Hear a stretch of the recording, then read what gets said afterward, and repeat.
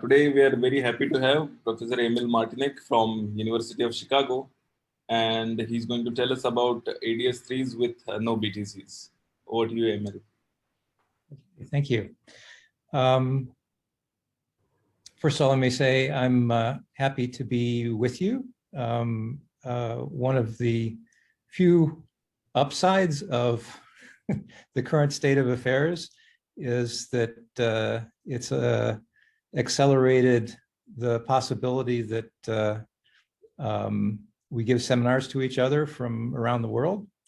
And so happy to see some old friends and some new faces to hear today about some work that I've been doing over the last few months with Bruno Balthazar, who's our postdoc at Chicago, Amit Givon, and David Kudasov. And so what's it about? It's an analysis of a corner of string theory and holographic duality, which is AdS3, but in a regime where the black hole spectrum is suppressed. And as we'll see as time goes on, that string theory in this situation bears a lot of similarity to models of non-critical string theory that were studied more than 3 decades ago. And that gives us a lot of intuitions about how to approach them and to make progress. So here's a bit of an outline of what we'll be going through today. So you know, one of the lessons we learned from thinking about non-critical string theory 3 decades ago was that it gave us some really the first examples of insights into what non-perturbative string theory was about. In hindsight, it was we didn't know it at the time, but it was the first example of gauge gravity duality, where string theory in 2 dimensions was dual to theory of D-branes in type 0 string theory. And there was a rich structure of holographic RG flows, phase structure, tachyon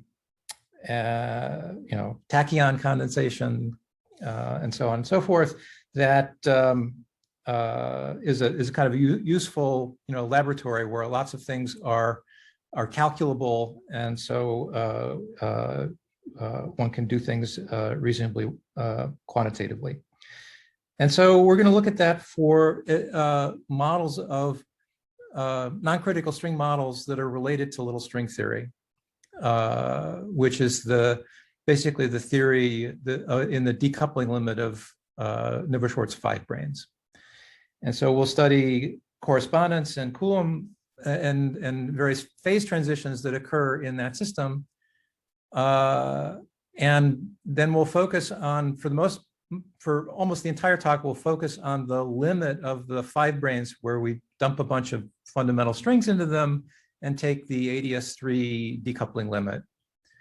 And so we'll analyze the spectrum of that theory and make connection of that spectrum to a particular symmetric product orbifold. And the worldsheet techniques that we'll develop will enable us to determine a lot of the structure of that symmetric product just by studying the worldsheet theory. And so let's begin.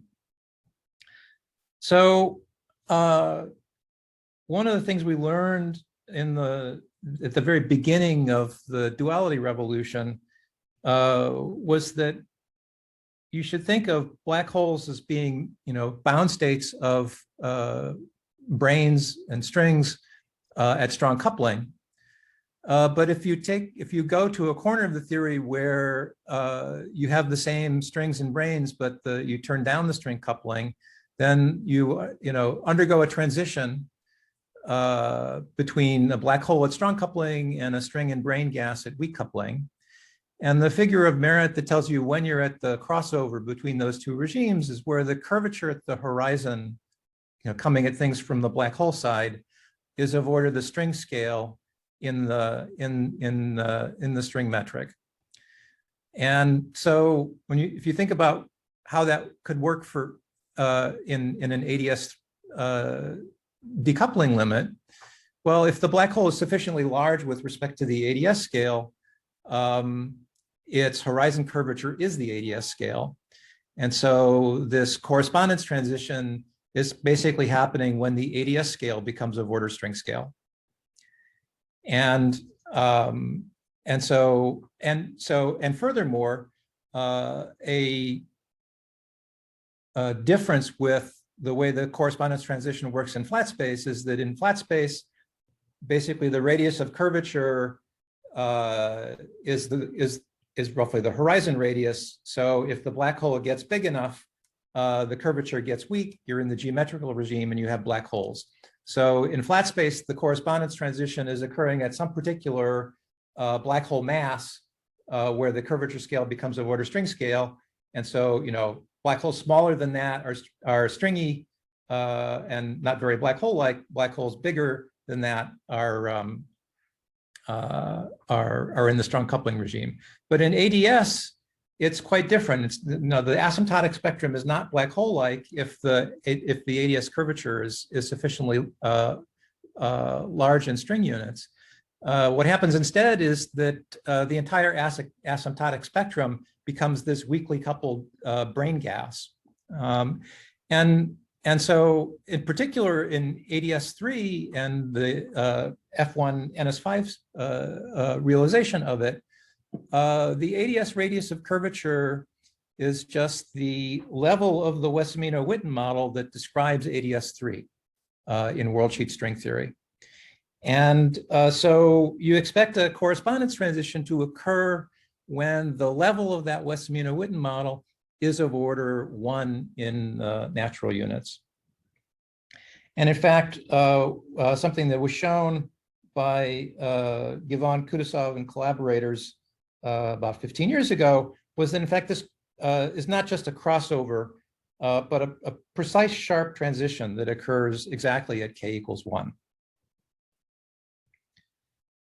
And so if we want to be in this sort of weakly coupled regime where the black holes are in fact absent from the spectrum, and you just have a string or a brain gas describing the asymptotic spectrum, then you want k less than 1. Could I ask a question, Emil? Suppose we looked at n = 4 Emil's theory. Yes. The analog of your k would be lambda. Yep. In that situation, would you suggest that there's some sort of sharp transition as you take lambda to 0 in thermodynamics? There it's more of a crossover. I mean, the thing that happens, to the spectrum is that it's always some kind of, the asymptotic spectrum is always some kind of, n squared, gluonic degrees of freedom. It's just that they behave like a black hole. They look like a black hole in AdS when lambda is much larger than 1, then lambda smaller than 1. It's just some weakly coupled Yang-Mills plasma. And all that really happens as you go through the transition is, some in the density of states, some, coefficient of order 1 goes from, 1 to 3/4 as you run through that transition.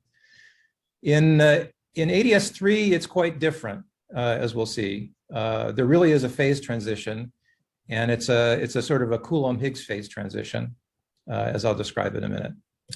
And this phase transition will show up. Well, I suppose it's a phase transition in a discrete parameter in your k, right? Yeah, you can't continuously dial k. K is some discrete thing related to the nature of the compactification and the amount of H3 flux and so on and so forth. So when we say sharp phase transition, we can't word it as a non-analyticity in some parameter. Well, so what we can do is we can approach k = 1 from below. There's a sort of discretium which has an accumulation point at k = 1, as you can see from this expression here. Coming at things from above, you can get close, but not not infinitesimally close to k = 1 from above. Okay, thank you. All right. So how is this realized in string theory? Well, as argued by Givon, Kudasov, and Peltz quite a while ago, the non-critical five-brane theories really describe five branes that are wrapping some kind of topology in some kind of ambient, space-time. And so, the thing to do is to take a five brane, find some non-compact Calabi-Yau singularity, like a conifold, and wrap the five brane around some vanishing cycle in that topology, okay? So if you do this for the conifold, the actual conifold in string theory, the Calabi-Yau threefold, then you're wrapping some kind of two cycle in that thing.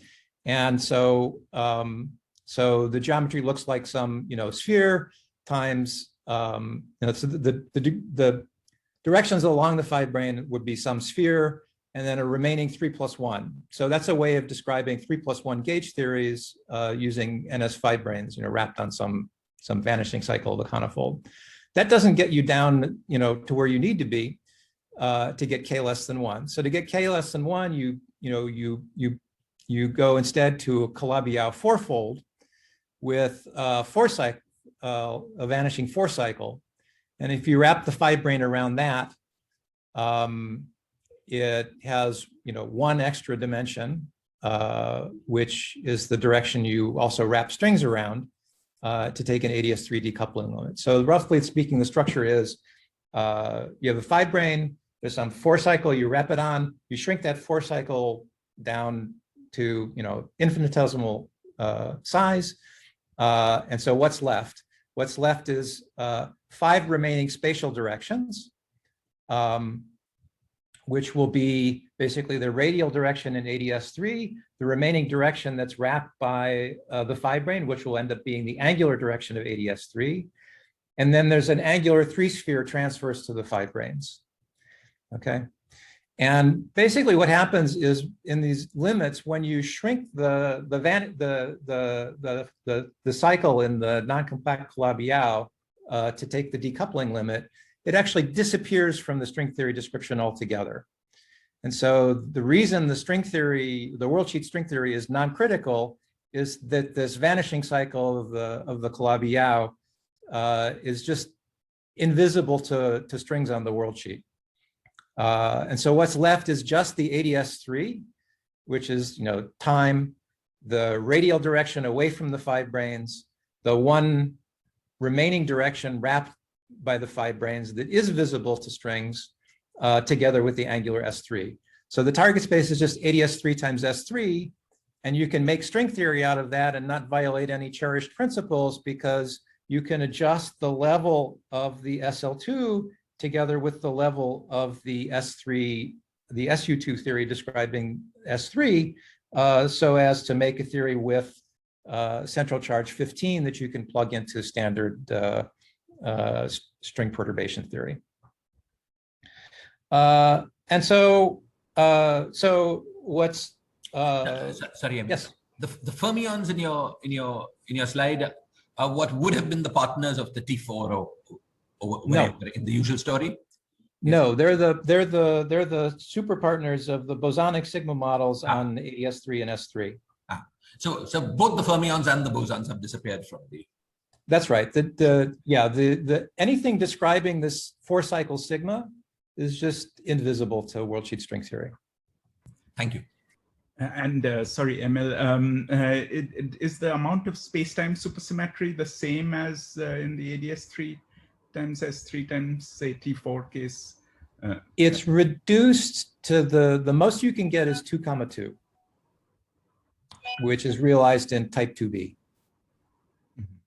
Type 2a realizes 2,0, and then there are various other things you can do, but those will be the ones we'll be mostly interested in. Okay, thanks. Okay. So as I mentioned at the beginning, we're in a situation where BTZ black holes will be absent from the spectrum. One way of seeing that is at least qualitatively, is through this idea of the correspondence transition. But more precisely, because we're in non-critical string theory, what will turn out to be the case is that the SL2R invariant vacuum that you usually associate with AdS3 conformal field, the conformal field theory that's dual to AdS3, that will be a non-normalizable state in the spacetime CFT. So it doesn't actually exist in the theory.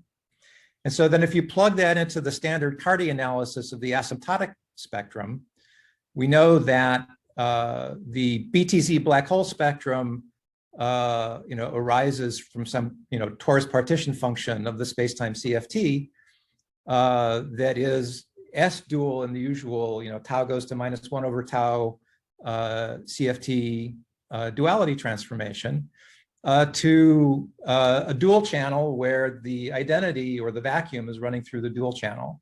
So if you don't have a vacuum state in the CFT, then you also don't have an asymptotic spectrum that's governed by the Carty formula with 2 pi square root of C over 6 L0 number of states in the spectrum. So one way of seeing that there isn't a BTZ black hole spectrum, or at least not as many states as would be predicted by the BTZ Bekenstein-Hawking formula, is precisely this point that the vacuum state is not normalizable in a non-critical string theory. Sorry, if I can just clarify one more thing in your previous slide. So the AdS3 times S, the SU2, normally when you have 4, you get an SU2R symmetry. Yes. All n equal to 4. So here, how does that come when you said that it's only 2, 2? Yeah, so you might say, oh, I've got an SU2, so why isn't there a full SU2R symmetry? Right, because usually in an AdS_P cross S yes. D, the isometries of the SD are the R symmetries. So if I've got an SU2, why isn't there an R symmetry? It turns out that there's a very subtle interplay between supersymmetry and the geometry of SU2. So in order to achieve supersymmetry, you actually have to deform the SU2 away from the round 3 sphere, and by what we call a squashing transformation. And so to actually get to the point where the theory is spacetime supersymmetric, the geometry of the SU2 is deformed and only has a geometrical U1 isometry remaining. So the actual symmetry of the spacetime is going to be SL2R times U1, not SL2R times SU2, by the time we get to the point where it has supersymmetry. I see. So there's but the worldsheet, there is a SU2 Westermann-Witten model. Yes. Mm-hmm. Basically, it's the SU2 Westermann-Witten model deformed by a JJ bar deformation on the worldsheet. Okay. Which breaks the SU2 symmetry down to the U1 of the J that you're deforming by. I see. Okay. Thanks. Emil? Yeah. The non-normalizability of the vacuum state, does it follow from representation theory of SL2R at level k less than 1? Yes.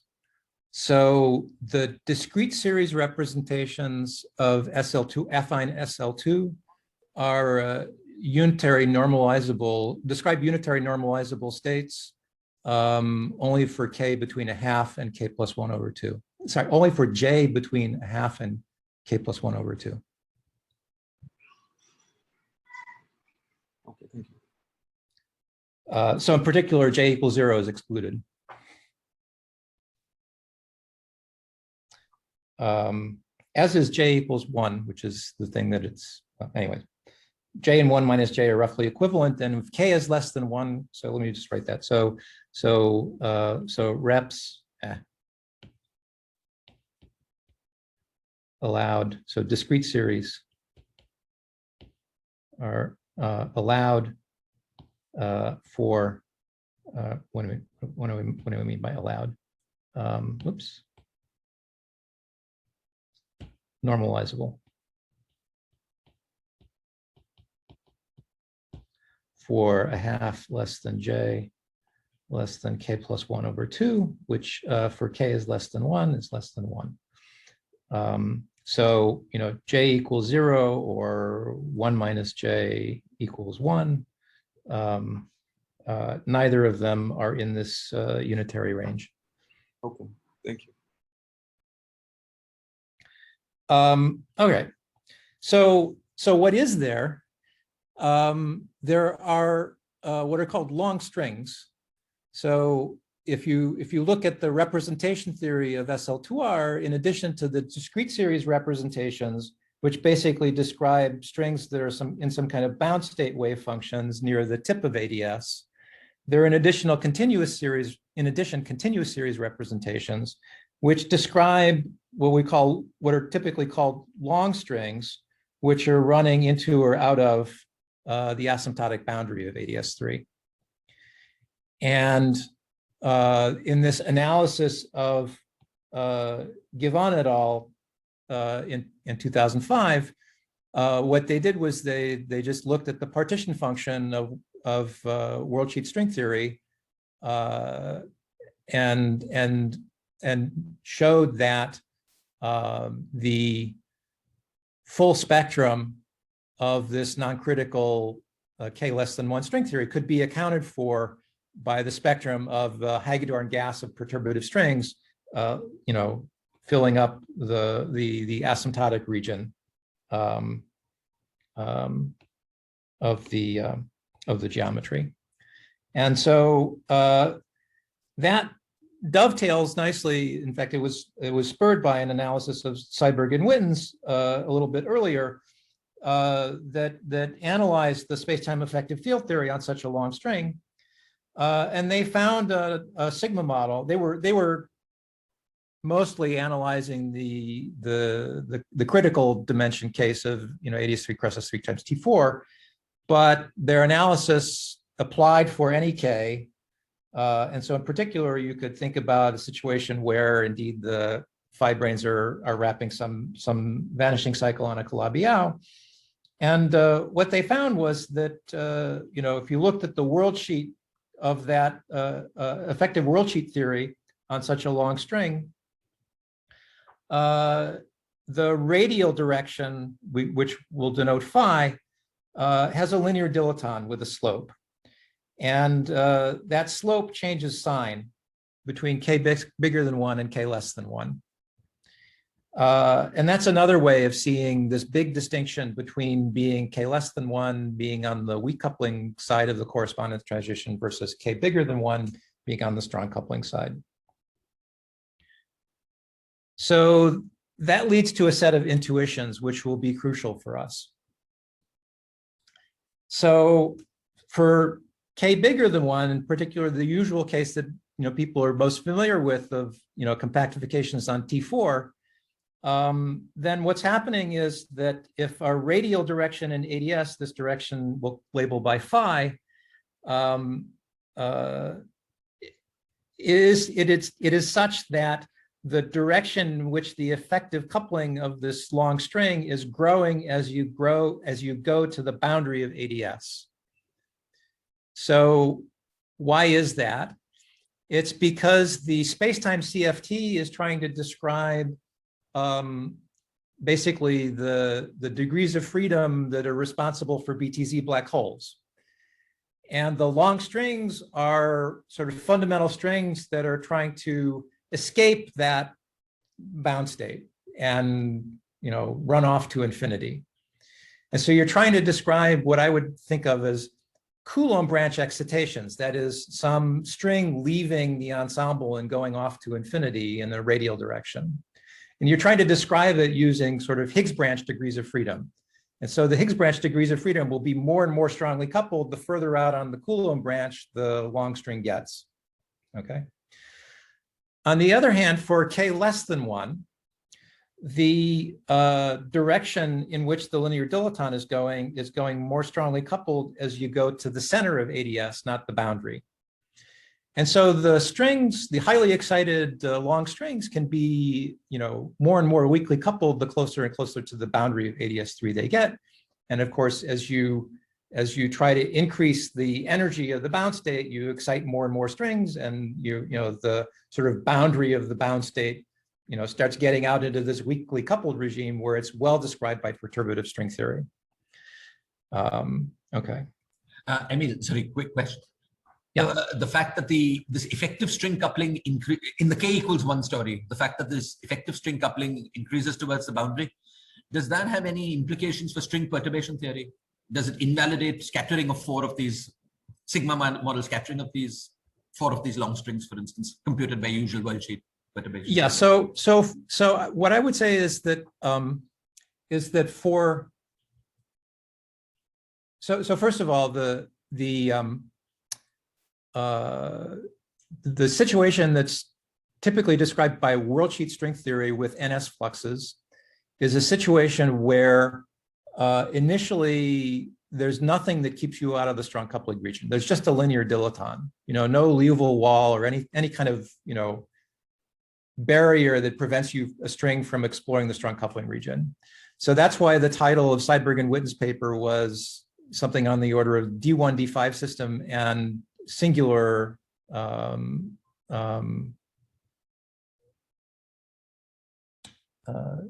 singular CFTs, because you're in a place where there's sort of a continuum above a gap. There's strong coupling physics out at the boundary of AdS3 for these long strings, and all your usual notions of what makes a CFT sensible break down.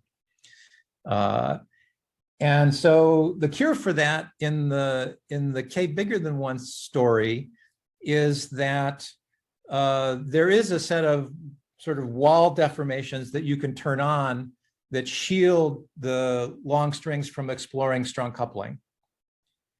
And those deformations are just to move away from this situation where you just have pure NS fluxes and turn on a small Ramon-Ramon modulus. And there are 4 Ramon-Ramon moduli, for instance, in the T4 story. You can turn any one of them on and it erects a barrier which basically lifts the Coulomb branch. So any string which wanted to go, exploring out on the Coulomb branch finds a wall, gets reflected back, and you'll find now some discrete spectrum of, long string states that kind of go out for a while and then they have to reflect back, and they're basically just executing some kind of bound state motion in AdS3. But the effective field theory in that case, while it gets saved by, when you perturb away from pure NS flux to erect this wall, it still has to deal with the middle of AdS3. While that's a weakly coupled regime, it's a regime where the long string approximation that was made to derive this effective field theory breaks down.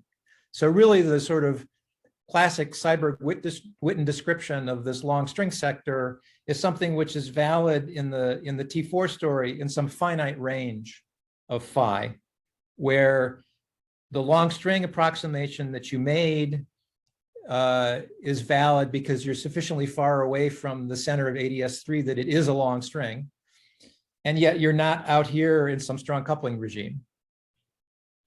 The story for K less, yeah. Sorry, I was actually asking about the Maldacena-Oguri sigma model. Is there a problem in computing the scattering of 4 long strings using that sigma model? Is that not a reliable calculation if I do it at 3? That is a reliable calculation. So why is that? That theory is weakly coupled. So there's a difference between that theory and this effective long string. Yes. Okay. So in the story, there's something called, there's sort of 2 linear dilaton theories going on, okay? One is the linear dilaton of the space-time conformal field theory, effective conformal field theory on the long string. It has a slope that I'm calling QL, Q long for long string. Then there's another linear dilaton in the game, which is a worldsheet linear dilaton if you use something like a Wakimoto representation of the worldsheet SL2R conformal field theory. And that has some other slope Q, such that the boundary is always weakly coupled in that representation. So there's kind of a mismatch. One of the things that's important in K greater than 1 is the mismatch in the direction of weak coupling versus strong coupling. So the space-time theory becomes strongly coupled because it's a description of Higgs branch physics that fails at describing the Coulomb branch physics that's happening out near the boundary. But something the worldsheet description has continuous series representations that describe these long strings and is weakly coupled out near the boundary. But for k bigger than 1, that weakly coupled description does a very poor job of describing BTZ black holes, which live here. Sorry, but something I'm sorry to interrupt, but something I find non-intuitive about this is that the long strings of the worldsheet description, when they go off to infinity, sort of become these effective Seiberg-Witten long strings, right? So I would have thought that these Seiberg-Witten effective long strings were a subset of the modes of the worldsheet theory that were described by the worldsheet theory. So it seems funny to me that one description is weakly coupled and another is strongly coupled. But this is a vague comment, and please ignore it. Yeah, it's hopefully it will become well, it won't become clear later on because I'm not going to talk about k bigger than 1. But let me yeah, maybe we can defer this to the sort of question and answer period because it's sort of not the main focus of what I'm going to talk about. So anyway, this is sort of a side comment, to say that for k less than 1, the situation is sort of synchronized between the Seiberg-Witten long string and the Maldacena and Aguri long string. in the following sense, that for the Maldacena and Aguri long string, it's always the case that the linear dilaton is growing this way. And for k less than 1, because of this sign flip, the Seiberg-Witten version of a long string also has a linear dilaton which is growing in this direction. So sort of a bunch of things are kind of aligning. There are two different notions of long string depending on whose paper you're reading. But they both have the same property that the boundary of AdS3 is a region of weak coupling. The middle of AdS3 is naively a region of strong coupling. And any kind of wall that you might try to erect then can self-consistently maintain the weak coupling of the long strings. And so the strategy is going to be that indeed use our worldsheet intuitions and try to compare them to a candidate for spacetime CFT, which will be some basically conjecture about what the Seiberg-Witten theory is, which doesn't have the problems of trying to do the same thing for k bigger than 1. For k bigger than 1, the Seiberg-Witten theory is really restricted to some finite range of spacetime, and it breaks down in some sense on both ends. You can maybe cure one end by erecting some kind of a wall, but then you have to face the fact that there is no equivalent thing you can do at the other end. So there's always some place where the theory is failing. It really is just an effective field theory. On the other hand, for k less than 1, there's a region of weak coupling. It's the boundary of AdS3. That's a good thing, as we'll see in a moment. And you can erect a wall in the theory which keeps those long strings always in a regime of controllable weak coupling. And so that leads to the idea that the long strings might be all there is. In k bigger than 1, the long strings aren't all there is. The long strings are describing fundamental strings out on the Coulomb branch. And we know the theory for k bigger than 1 isn't just long strings, it's also BTZ black holes, and the BTZ black holes are basically the Hagedorn phase of little string theory. And so what's happening for k less than 1 is basically the Hagedorn phase of little string theory is suppressed. And for reasons which I think will be obvious in a minute. So, all right. So the intuition is that for k less than 1, we can controllably arrange for the theory just to be the long strings and their sort of Hagedorn entropy in the asymptotic spectrum. And we know that perturbative ensemble of perturbative, highly excited strings has some sort of Fock space structure. And so, right, because you just say, I pile a bunch of strings together, they have some interactions, but the interactions are just some joinings and splittings that are described by some kind of symmetric orbifold. And so you might, that might lead you to believe that what's going on here in the spacetime CFT is some sort of symmetric product structure. And so, and furthermore, what are the ingredients of that symmetric product? Well, the long string, has in its dynamics, what does it see? It sees the radial direction of AdS3, it sees the angular direction, and it sees the cycle that the NS5s are wrapped on. But I told you that for k less than 1, this direction, this 4 cycle that the 5 branes are wrapped on is sort of absent from the description. And so it's just a theory which has as target space dynamics R phi cross S3. What's happened is that the remaining 2 directions of AdS3, basically the directions which are the coordinates of the coordinate domain of the spacetime CFT, those are just roughly speaking the angular and time directions of AdS3.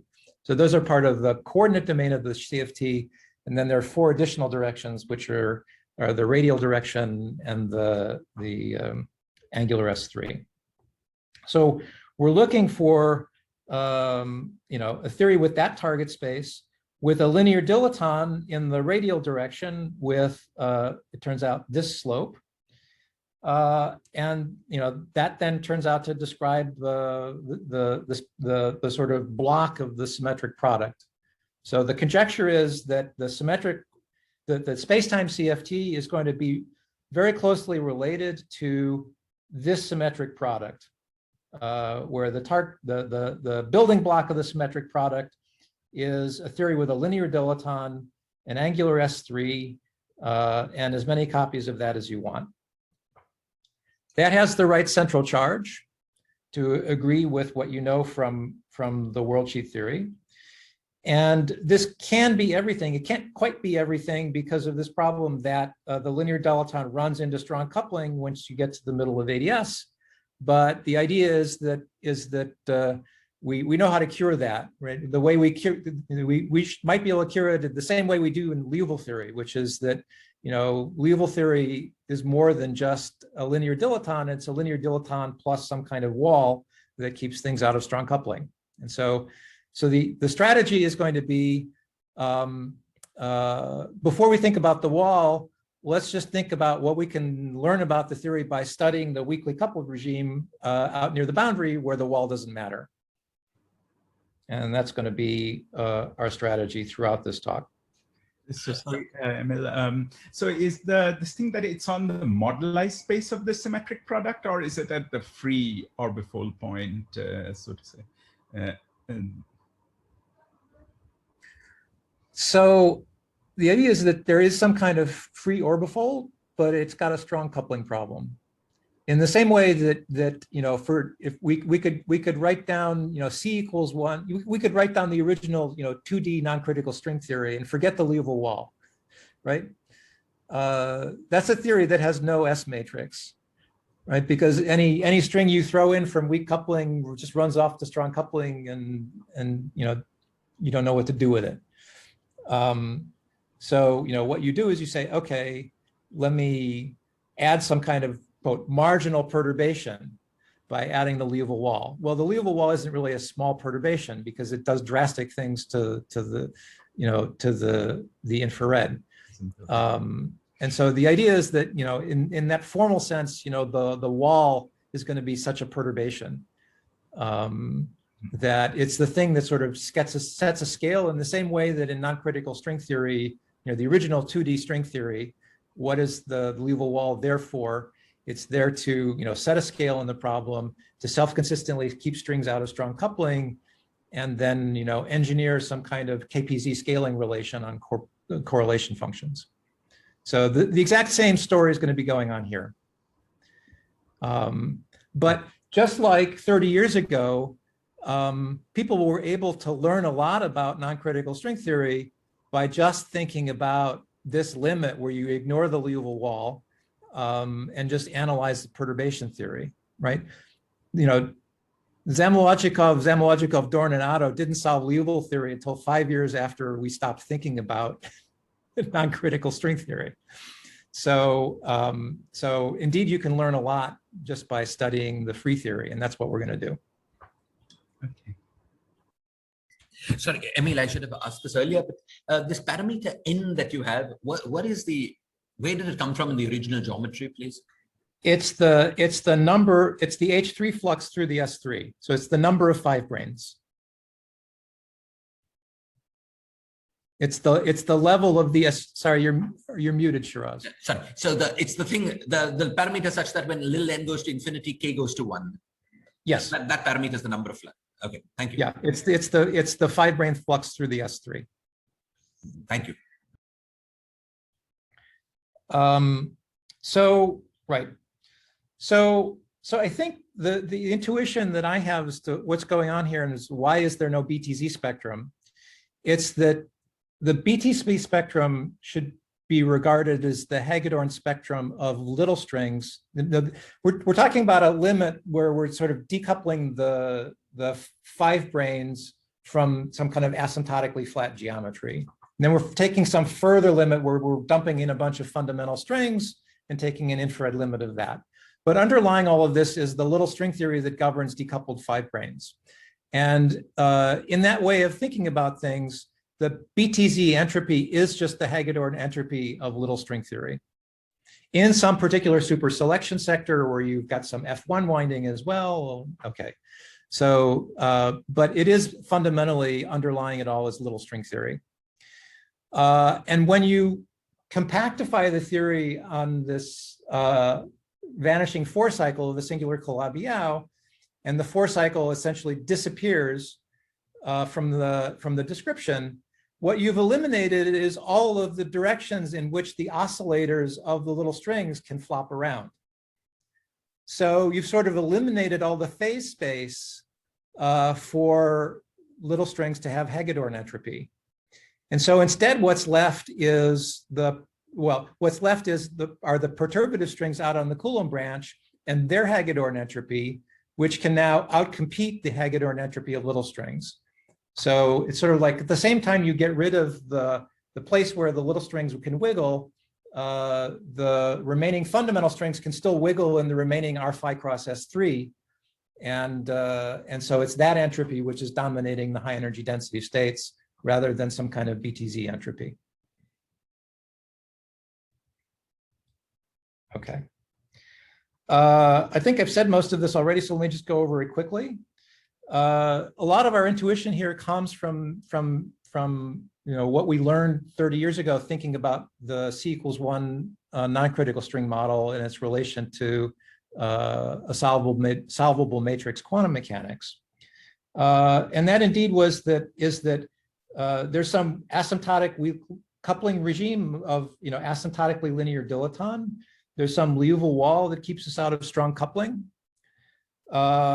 But nevertheless, even without knowing the details of what makes up the wall and what its properties are, we can learn a lot by thinking about free field theory, right? Because asymptotically, the wall goes away. The dynamics is exponentially well approximated by free field theory out in this regime. Okay, and so then there are plane waves that go this way and plane waves that go that way, and so all you really need to know about the wall is that the wall gives some reflection coefficient that relates those two. So there's a halving of the spectrum from what you might deduce from free field theory, but other than that, there's not much effect that the wall has. And so in particular, you can see a lot of what's in the theory just by asking questions about what's in the spectrum of the free theory out in weak coupling. And so that's going to be our strategy. So our just to drive the point home, the working hypothesis is that the worldsheet description is going to be something where they're both, strings that are bound to the middle of AdS, as well as the long strings that are propagating into and out of asymptotic infinity. And that this is going to be dual to some space-time CFT, which has some wall, which we're not going to care too much about during this talk, other than that it exists. But we're just going to ask the question, okay, these long strings that are out near the boundary, what's their spectrum? What are their properties in the asymptotic region? And the furthest question of the wall and its detailed properties to later. So in worldsheet picture also, there should be a wall at the tip of the cone, right? I mean, yeah. So there also short string should not explore that region, or well, in the worldsheet description, this is a regime of weak coupling. I mean, the sense in which it's strong coupling is some how to say this. There is a wall there in the worldsheet description. It is just the wall that makes the AdS3 geometry. So yes, the AdS3 geometry has an end where strings come in and they bounce and reflect. And so, but that's already there in SL2R conformal field theory. So you don't need to sort of think about it. It's already, handed to you if you've solved algebraically for the correlation functions of SL2R. No, but if you turn on the wall on the right, on the CFT side, then it should have some sort of a deformation of the left, right? What is it? What does it do to the worldsheet? So the claim is that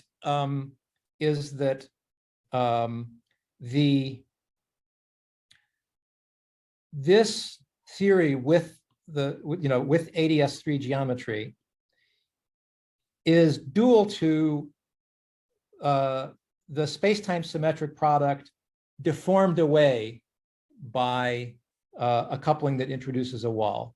So that, the theory that's actually dual to this worldsheet theory is something that's asymptotically linear dilettante, but it does have a wall.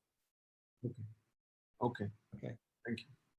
And then the wall will be related to having turned on string interactions. Okay. Sorry, I mean, just to confirm, there is a reliable Maldacena-Uguri description of the theories you are studying. Yes, that's this one. Yes, and you can use that to compute the partition function of the theory and so on. There's no problem, right? That's right. Okay, thank you. But that's perturbative string theory. So what we're after here is so what is this thing, right? This thing is what does worldsheet string theory do for you? It says, okay, there's some particular background that's handed to you by the worldsheet signal model, and your task is to compute the string S matrix around that background. So what you're describing are the small excitations, perturbative excitations around some particular background. Okay. So in other words, from the sort of holography point of view, what you're doing is saying, I have some state in the space-time CFT, usually the vacuum state. And what I'm doing is I'm computing some light correlators around, that are light perturbations around that particular state.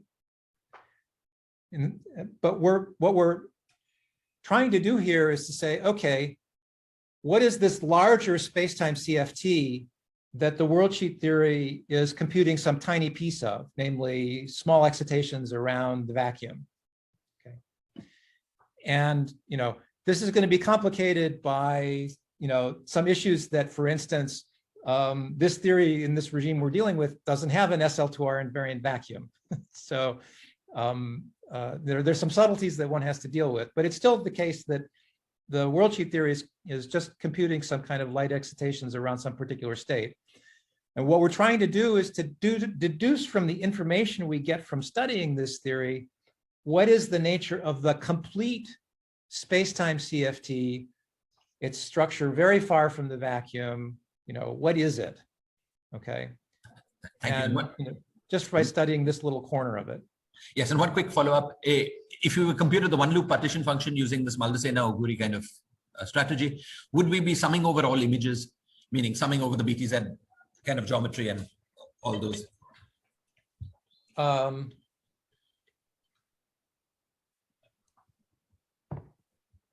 You say if I compute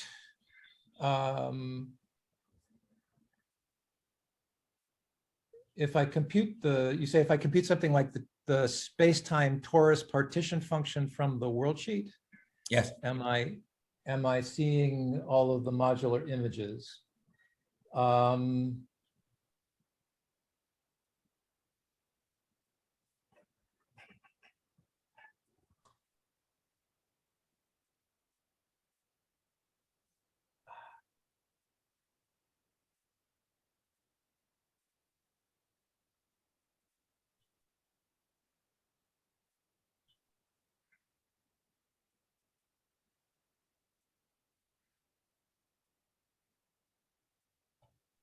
I think string theory will compute for you. Well, the modular images are redundancies, right? So there's one physical geometry, and I would imagine that string theory computes that for you. I don't think the modular images of redundancies. If you've got one circle here. Oh, I see what you're saying. Okay, thank you. Yes. No, but there are just different ways of filling out a torus. Different. Oh. Yeah, so this is a question, I guess, of whether, yeah, I have to think about that as to whether the modular group is a gauge symmetry or is it global symmetry here. I'm not sure. Let me think about that. But in any case, that you have to ask yourself what it is that you're computing, right? So that's some Euclidean partition function. It's not really, dynamics around some state, but it's the usual confusion that arises when you say, you do some kind of Gibbons-Hawking computation. It's like, what is the actual Lorentzian interpretation of what I'm doing? Thank you. Anyway, let's not get too far afield. I see I've used up all but 5 minutes of my time, and I'm on slide 11 of something like 25. So maybe I should speed up a bit. Emil, as you know from attending our talks, our time limits are, are loose. Are loose. There's a substantial quantum jitter. All right. So let's dig into some details then.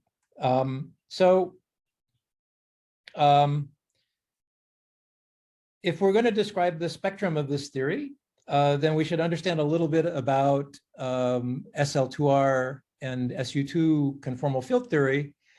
And there are sort of two convenient ways of looking at the operators in SL2R Wess-Zumino-Witten theory. One is as some kind of coherent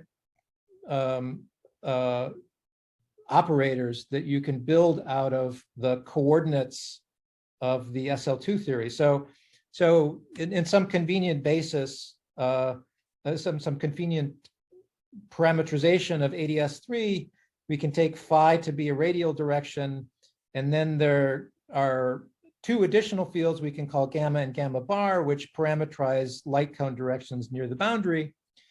And in that parameterization, then you can convince yourself that this sort of object is a solution of the Laplacian on SL2R with a Casimir, which is minus JJ minus 1 over K. And if you look at this thing and you sort of go out towards the boundary, and ask what is this operator reduced to, it reduces to something which is sort of delta function localized near the boundary with some profile in the radial direction. And so this is a way of realizing in the worldsheet string theory, because these fields phi are worldsheet fields, right? So as some Wess-Zumino-Witten model, so phi is some function of z and z bar on the worldsheet, which is saying where the string is. So this is some, vertex operator on the world sheet, which as you go out, as you take the vertex operator's, wave function out towards the boundary, reduces to some local operators. So this is a way of realizing in worldsheet string theory, operators in the space-time conformal field theory. And of course, the way we usually think about such things is to work in some kind of Fourier dual basis, which explicits the two ingoing and outgoing asymptotics. Say if J is a half plus IS, there will be an ingoing wave and an outgoing plane wave related by some reflection coefficient coming from how such things propagate into and out of the middle of AdS. And so that then is a very useful way of computing. One can, for instance, compute the correlation functions of these local operators. This was done by Maldacena-Guri and Givon and Kutuzov and Seiberg in papers from 20 years ago. And what you look for is you compute CFT correlators and look for some pole in the reflection coefficient. As usual, in some kind of scattering problem, the poles in the reflection coefficient are the locations of bound states.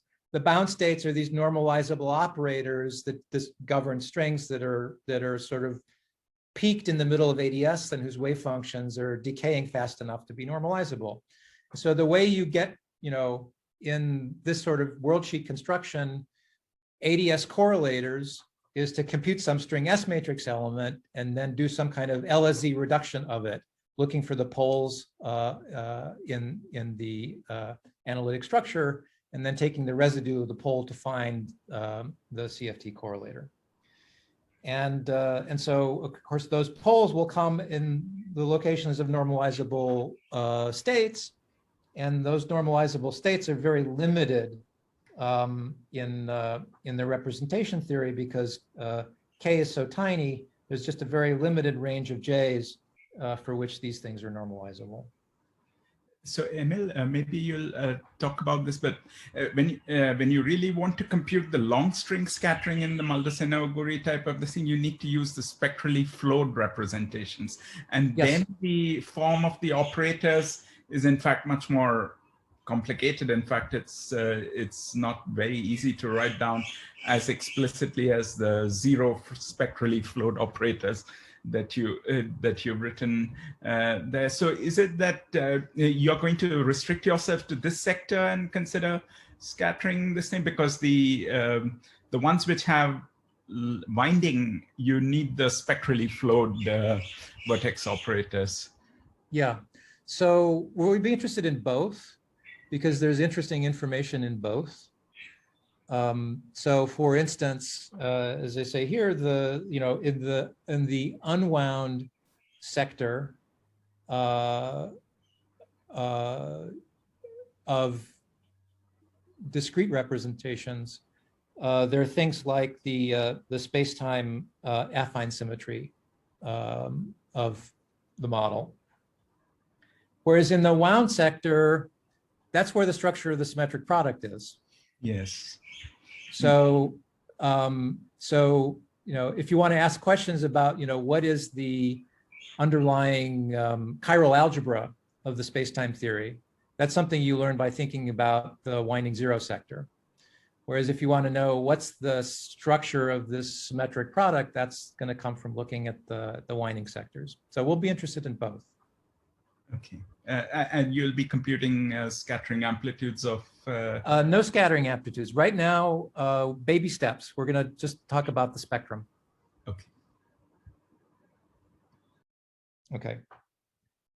So as I say, one thing you can do is to construct worldsheet representatives of the space-time current algebra symmetry. So for instance, the space-time stress tensor, if you're in the round three-sphere point in the moduli space of the SU2, there's also an SU2 affine symmetry in space-time. And of course, the current algebra requires you to have some kind of identity operator, and that's something you can also build. And it doesn't look very identity-ish on the worldsheet. It looks like some very, hairy-looking operator, but you can use various tricks to show that in the appropriate sense, it has vanishing derivatives up to BRST exact terms in the worldsheet computations. So there's an operator I, which is non-trivial looking on the worldsheet, but has all the attributes of an identity operator in the S matrix of worldsheet string theory.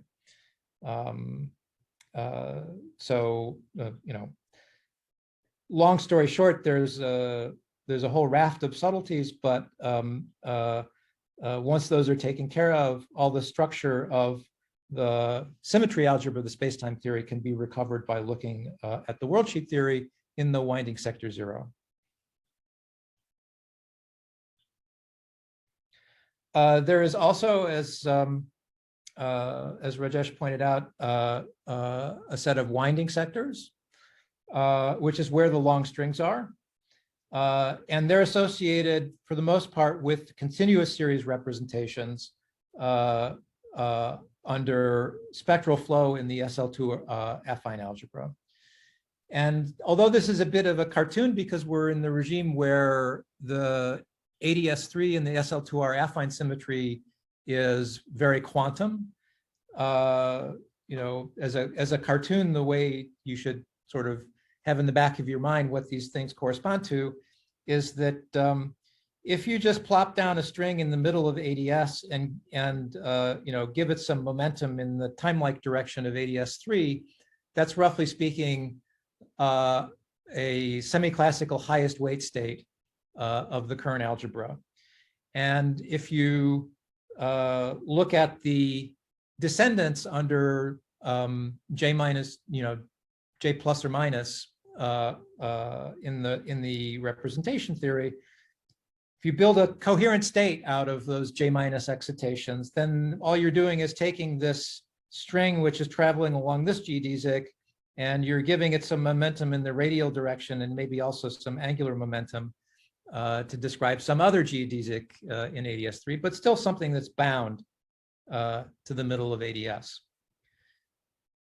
And then you say, okay, well, there's a spectral flow operation, which basically is if you take any of these things and you flow it by some exponentiated J3 in the representation theory, then that basically what that does is it takes a string motion like this and it spins it around azimuthally, so that what you're describing now is not a string oscillating back and forth around the middle of AdS, but something that's undergoing some kind of breathing excitation in and out.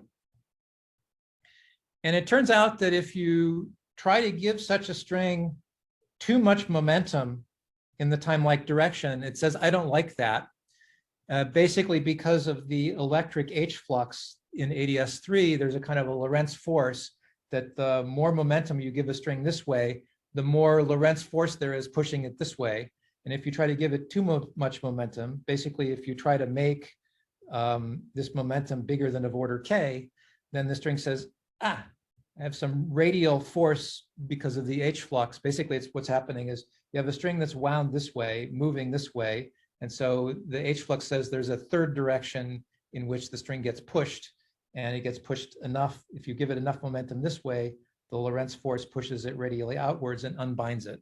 And it becomes a continuous series representation that isn't oscillating back and forth, but is just radially going outwards. And so those are the continuous series representations. And they describe strings that in some sense are winding azimuthally around AdS3 and have too much momentum to stay bound, but sort of come in from infinity and then go back out. So as I said, there's what would conventionally call a short string sector that is the states in winding sector 0. And if we're talking about the simplest thing to describe, before we think about all the complications of chiral GSO and type 2 string theory, the simplest thing you can do is to describe, type 0 theory, okay?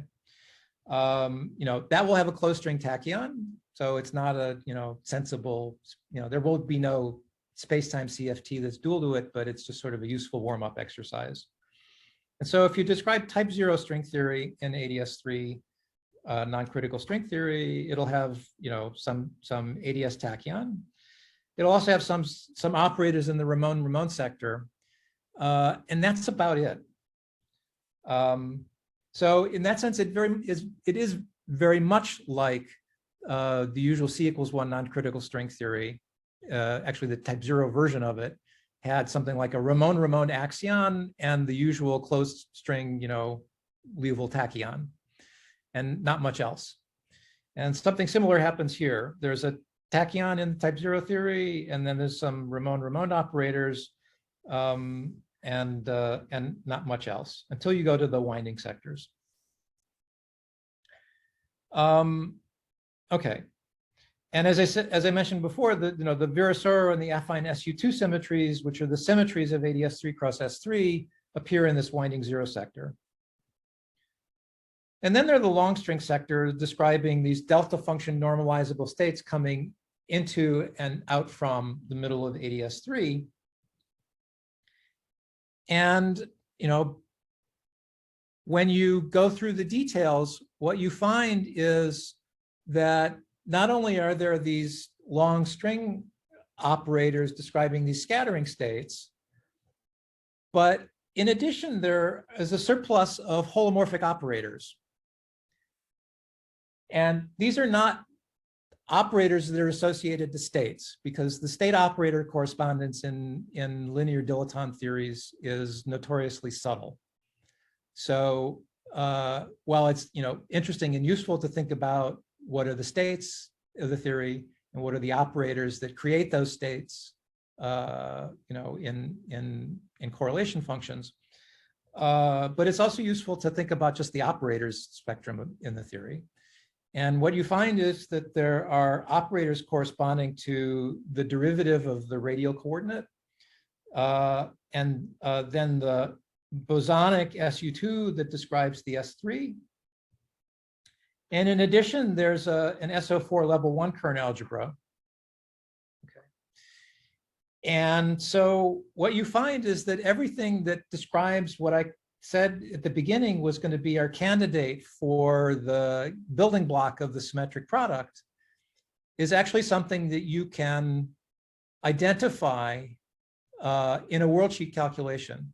So if our sort of gold standard for what's in the theory is that you better see if it exists out in the weak coupling asymptotic boundary of AdS, then you should be able, and it's part of the non-perturbative theory. It should also be part of the perturbative theory that worldsheet should give you access to. And so indeed what we're finding is that the conjectured structure of the symmetric orbifold is, what should it have? It should have a free field with a linear dilaton.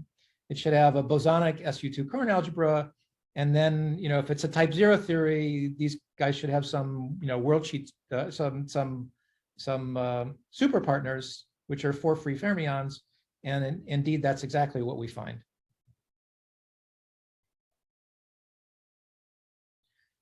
So, but you should be surprised, right? Because, in the W=0 sector, there weren't all these holomorphic operators. They're only there in W=1. They're also not in any higher W. And so this is actually quite strong evidence that we've identified the correct block theory, building block theory for the symmetric orbifold. So on the one hand, it's a surprise, and it gives us a lot of information about what the structure of the symmetric product is. On the other hand, they shouldn't be there, because if there is a linear dilaton and then there's some wall that's making the theory self-consistent, that wall violates the holomorphy for instance, the operator d phi, right? You should be expecting some equation that says something like, d bar of d phi equals, say, if this was a Liouville-like theory, some mu e to the beta phi. Okay, that some wall is something that breaks the holomorphy of an operator like d phi. And yet we did a worldsheet computation. The worldsheet theory has the wall, it has AdS built into it. And the worldsheet computation is telling you that this operator is actually holomorphic, so there is no right-hand side. So what the heck is going on? Okay. And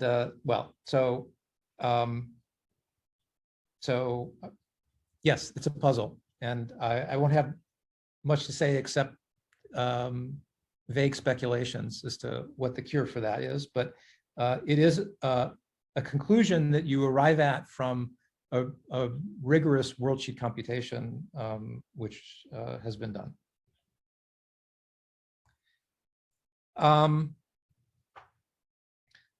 So having done the type 0 theory as kind of a warm-up exercise, then you can say, okay, what is the type 2 theory?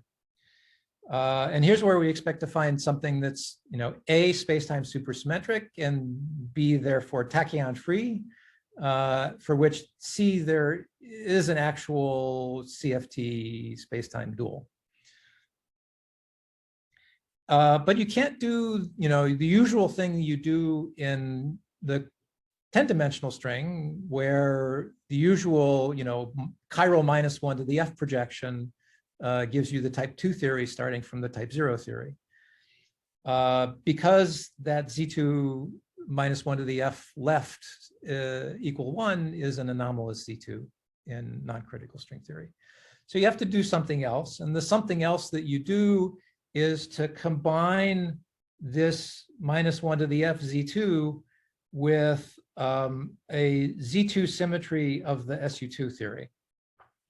And the correct Z2 to do, or that was done in the existing literature, is to pick some kind of axial shift in the axial J3 sitting inside SU2, and project instead into the combination of those two equal to 1 instead of just the -1 to the F equal to 1. That modified chiral GSO then will break explicitly the SU2 down to a U1, which is a good thing because there's no n equals 4 theory for k less than 1, just n equals 2. And so this U1 that's left over becomes the U1R of the spacetime supersymmetric theory. And you have to do one further thing, which is that the U1 at the SU2 point has the wrong normalization to be the R symmetry. The R symmetry should have the same normalization as the curvature of AdS3. And so you have to further do some kind of squeezing of the U1 to make it supersymmetric. But doing all those things, you come up with a description of the theory which is completely equivalent to ones that have been used in the past, but give you some kind of sort of geometrical picture of what the spacetime geometry is. And in the process of working all this out, we discovered there were actually. I mean, so just I think you've said this in many ways, but just let me, to be totally clear, Rajesh asked at the beginning, how is it consistent that the worldsheet CFT has an SO4 symmetry, whereas the whereas you have less supersymmetry? And is your answer that while the worldsheet CFT has this SO4 symmetry, the string theory doesn't because of the GSO projection violates it? Is this right? Yeah. Yes. Okay. Thank you. So yes, so you can try to work. So I think what I'm saying here is there's the type 2 theory has a moduli space. And sort of there are two sort of natural points along this moduli space. The moduli space is just this J3 bar perturbation of the worldsheet theory that I was mentioning earlier that deforms the radius of this U1. And so one point, natural point, is the supersymmetric point, where you've completely geometrically destroyed the SU2 symmetry. The sort of SU2 gets squashed in some very particular way, so that only retains a U1. But you could try to go back to the point where it's around S3. But even at that point, you don't have the SU2 symmetry, because the SU2s have been projected out by the other two of the three generators of the SU2 are projected out by the chiral GSO. So there is no SU2 symmetric point in the moduli space where the, say, S matrix of string theory has an SU2 symmetry. Okay.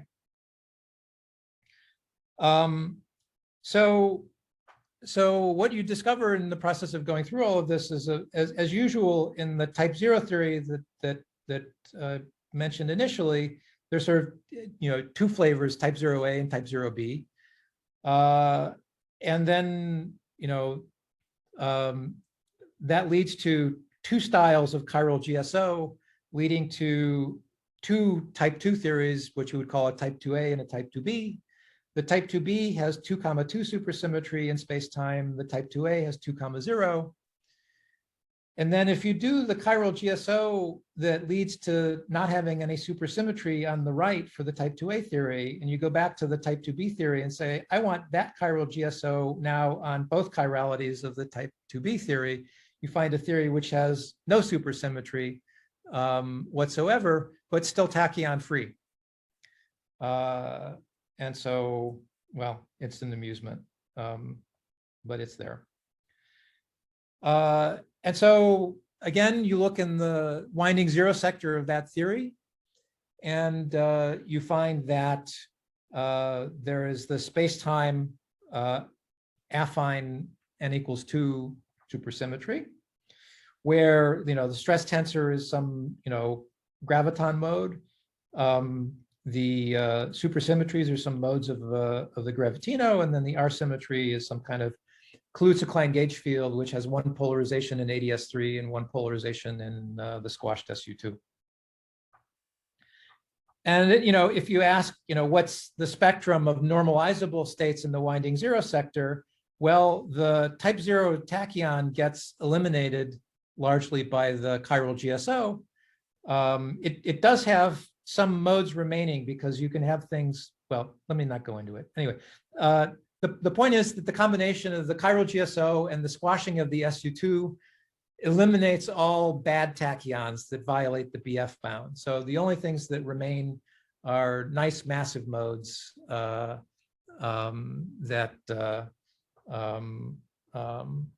are present. And then there's some normalizable Ramon states and their superpartners. And that's pretty much the only thing that's there. Most of it is just these Ramon states. And if you sort of trace through the, what they are in terms of fibrine dynamics, there's some particular modes of the tensor fibrine gauge theory in the 2B theory, or some Yang-Mills theory on the fibrine in the type 2A theory. And then there's the winding sectors, in particular the winding 1 sector, which we again expect to be the building block of the symmetric product. And the theory is again, basically this R phi cross S3 with a different modular invariant. In particular, it's a modular invariant where there are now space-time, there's now, in the twisted sectors of the chiral GSO orbifold, they're going to be, so the type 0 theory has sort of an, an NS sector and then RR sector, but no space-time fermions. And now in the type 2 theory, you expect there also to be RNS and NSR, and these are the space-time fermions. These are the bosons. And it's just that the modular invariant didn't allow you to have these in the type 0 theory, but now they're there in the type 2 theory. And then when you ask, okay, what does that mean in terms of the symmetric product? It just means you're choosing we already had all of this structure in the type 0 theory. right? What did I say, the type 0 theory? It was R phi cross S3 plus 4 fermions. It's just that you had a type 0 GSO projection on that theory, which didn't allow you to have sort of, isolated fermionic excitations. So the chiral GSO sort of liberates the fermions in the spectrum to not occur just in, even numbers. And so that's the type 2 theory. And so then that leads to some puzzles. Three main ones I'll identify here, and for which we have at the moment only sort of a vague understanding, but I think it sort of is pointing us towards what we need to do. And so those three puzzles are the following. So the first one is that if you look at the central charge of the spacetime CFT, that central charge is saturated by taking the block of the symmetric product, which has C equals, so the sort of like the M theory has some central charge 6K, and then basically you're taking P copies of that mod SP. Okay, and so if the block of the symmetric product, this block is basically the winding 1 sector in the worldsheet theory. And then the other sort of, building blocks of the symmetric product are the, twisted sectors of winding, 2, 3, 4, et cetera. Those are just correspond to the winding 2, 3, 4 spectral flow sectors of the worldsheet theory. But the worldsheet theory also has this W equals 0 sector, and it doesn't look like it's appearing anywhere in this symmetric product. So one central puzzle is where are these states and operators that are sort of obviously there in the worldsheet theory, where are they located in this symmetric product? So that's puzzle number 1. Puzzle number 2 is this thing I've been harping on, that in this winding sector 1, we found a surfeit of holomorphic operators that weren't there in the winding sector 0 or in other winding sectors. So, and furthermore, we're expecting there to be a wall, and a wall would forbid the holomorphy of operators like d phi. And so what part of the answer to what's going to happen to these things is that the thing that violates this apparent holomorphy of operators like d phi is that you turn on interactions, that you deform away from the symmetric orbifold point in order to construct a sensible theory. But the puzzle is why are these operators there, and because you're not expecting them to be there, what makes them go away? And then puzzle, yes. Sorry, about the first puzzle. So in the symmetric product, we have the chiral algebra. We have the generator, the stress tensor, the U1 current, yes, and the supercurrent. But these are in the W equals to 1 sector of the symmetric orbifold. But you said they were in the W equal to 0 sector of the. So is it there's a mismatch both ways in some sense, that the W equal to 0 sectors, so the W equals to 1 sector of the symmetric orbifold has the stress tensor of various things which are not present in the W equals to 1 sector of the worldsheet theory? Yes, sorry, there's an unfortunate dual use of the same terminology. When I say W equals 0, W equals 1, etc., I'm talking about winding sectors in SL2. I will always use this terminology. Okay. Now, people also talk about winding sectors of this symmetric orbifold, where they say the unwound sector is the theory M, right, and just P copies of it. Yeah. Right.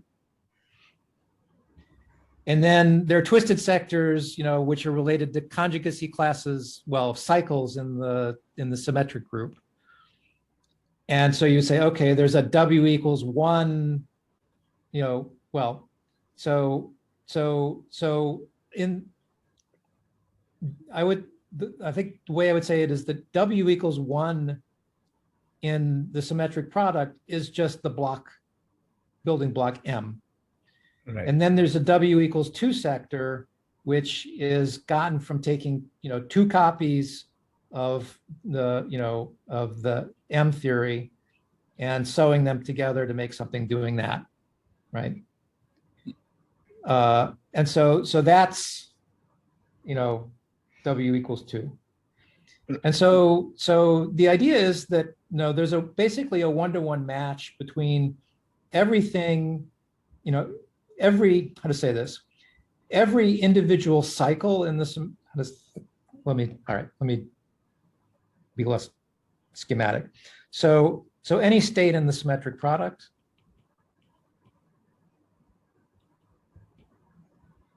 what does it look like? I have to hand you states in the twisted sectors of the symmetric product are labeled by conjugacy classes of SP. What's a conjugacy class of SP? It's characterized by a word in the symmetric group, which is some list of integers n1, n2, etc. up to nk, with the sum of k and k equal to p, which is just fancy language for saying I have n1 copies of M itself. Running out of room here. So I have sort of n1 copies of M itself, and then I have n2 copies of this guy, and then n3 copies of the triply wound guy, etc. So it's just writing down what you would say is a Fock space of long strings. Okay. So what the symmetric orbifold describes is basically the Fock space of the long strings. And the W equal to 0 sector is not the long strings. It's the stuff that's bound to the middle of AdS. Yeah. And so it's not described directly by the symmetric orbifold. Yeah, no, I understand that puzzle, but I was asking about what seems like another potential puzzle that you can clarify, which is that in the untwisted sector of the symmetric orbifold, which let's call that W prime, I mean, so that it's not confused with the W.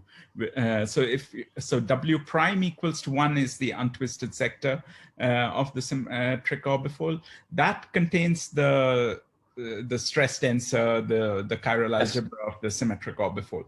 But that, what does that correspond to in the W equals to 1 sector of the, or are you saying that the W prime equals to 1 sector corresponds to the states in the W equals to 0 sector, which is the chiral algebra? Is that the way?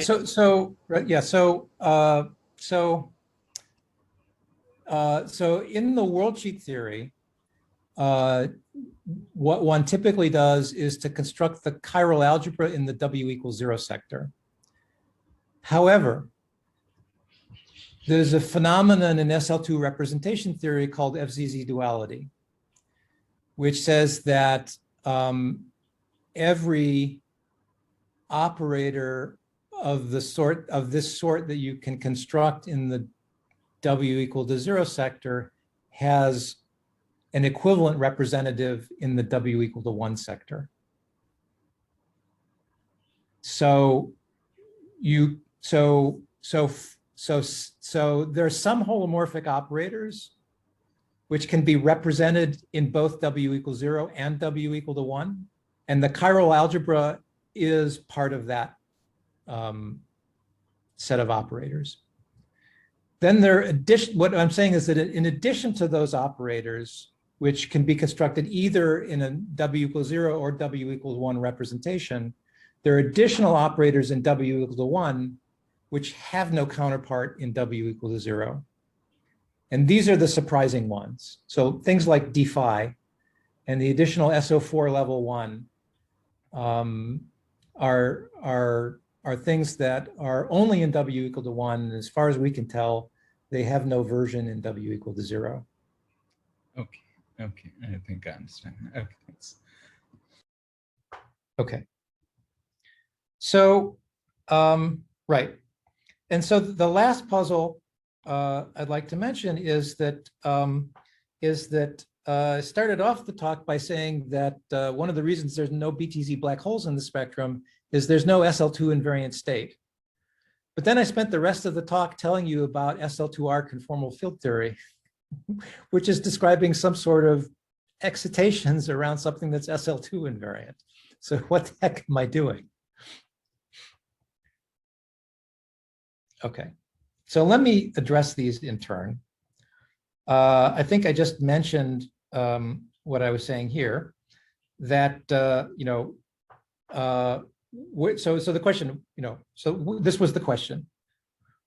Where's the W equals 0 sector? And on the worldsheet,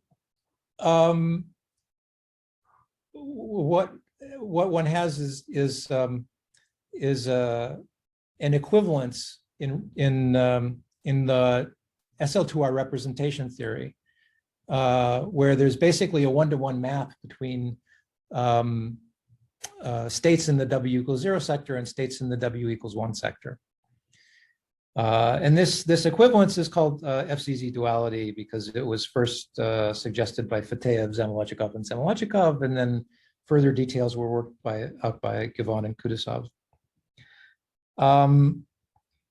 And so what this is somehow saying, and so in particular, it relies very heavily on the fact that you have, AdS3 and its AdS3 wall that is relating the two representations. And it's certainly not a property of a theory that's just a linear dilaton without a wall. So at least in part, this question of where is the W equals 0 sector of the symmetric orbifold is bound up in this question of what is the nature of the wall? And I'm studiously avoiding answering that question in this talk because frankly, we don't know the answer quite yet. But we strongly believe that the question of what is the W equals 0 sector of the theory that we know very well from the worldsheet point of view. And we think that the answer will be that it's some kind of collective effect of the wall once we understand the wall better in the symmetric orbifold. The introduction of the wall is some kind of deformation away from the orbifold point. And that when we make that deformation, then we'll understand better where these W equals 0 excitations are hiding as some kind of collective phenomenon of the deformed theory. Sorry, Emil, did I get it right that there are very few W equals 0 states? There are, yes, they're finite number and sort of field theoretic in character. Right, so it's a very small puzzle, right? It's a very small puzzle, yes. And it shares some, for those who know their matrix model non-critical string theory well, there was a sort of similar puzzle there of what were called discrete states in the matrix model. There's the worldsheet theory had some kind of discrete states at particular momenta. And these W equals 0 states have a somewhat vaguely similar flavor. And so they may have some vaguely similar resolution. Sorry, and one more question about this.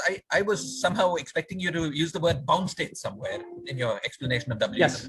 But you were very careful not to use that word. I probably should have. So thank you for reminding me. So these W equals 0 things, as the normalizable W equals 0 sector things, indeed are bound states, some wave functions that are peaked in the middle of AdS. And so, of course, they care very deeply about what's the nature of the wall. Okay. So if I think about walls in non-critical string theory, I mean, there are a number of ones that have been looked at in the past. So you could look at, n equals 0 symmetric Liouville theory, n equals 1 supersymmetric Liouville theory, n equals 2 supersymmetric Liouville theory. You can look at the cigar conformal field theory. Those are all theories that have asymptotically linear dilaton that are asymptotically governed by free field theory, and they have different kinds of walls that govern the strong coupling region. And the nature of the bound state spectrum is completely different in all of them. So the wall, determines, the structure of this bound state spectrum, indeed, is something which is determined by the nature of the wall. And since we haven't determined what the wall is yet, we haven't understood it. Thank you. Okay. Right. Oh, yeah, and one other thing to note is that, the type 0 theory has a tachyon in its spectrum. The type 2 theory has no tachyon in its spectrum. But if you ask, what's the structure of the symmetric orbifold? Well, it's just the winding sectors, and in the winding sectors of the SL2 spectrum, there are no tachyons. So, you sort of can't tell whether there's a tachyon or not until you understand what the wall is. Okay, so what could this wall be? What sort of sits on the right-hand side of an equation like this? The natural candidate for that is the same sort of thing that you would do in the critical dimension, where it's the symmetric product of T4, that there's some Z2 twist operator whose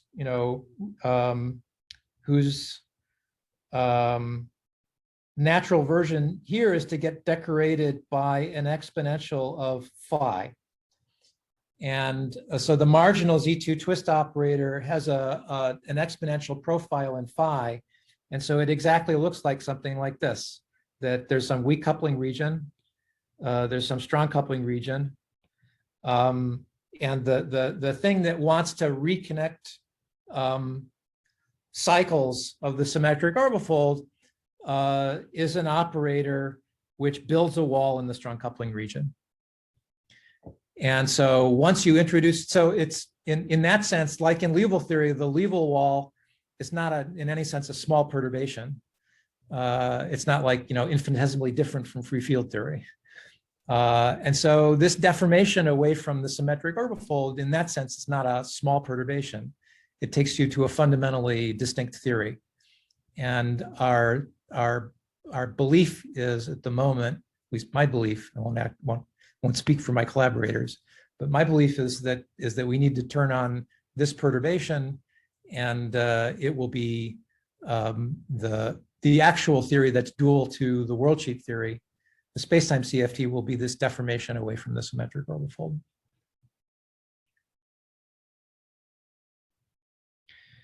And so that then will take you to a situation which is very familiar to those who were around in the days of matrix models of non-critical string theory. That is, there's some asymptotically free region, which in this case is going to be approximately a symmetric orbifold. There's going to be some wall where interactions happen, and there are going to be some bound states and some scattering states. And the analog in of the sort of tachyon excitations of the old matrix model are going to be these wound strings that come in from and go back out to infinity, and their S matrix will be like the tachyon S matrix in the old matrix model. But then in addition, there are going to be these bound states. In fact, all of the structure of what we usually think of as AdS3 string theory is the bound states of these as the correlation functions of these bound state spectrum, which we will think of, as I was mentioning earlier, as being arrived at by doing some kind of LSZ reduction of the scattering matrix of the wound strings. And of course, understanding that bound state spectrum and that LSZ procedure will need an understanding of what the wall is doing, because we will need the reflection coefficient coming from the wall to determine where the bound states are and what the residues of the poles are in the S matrix that govern their correlators.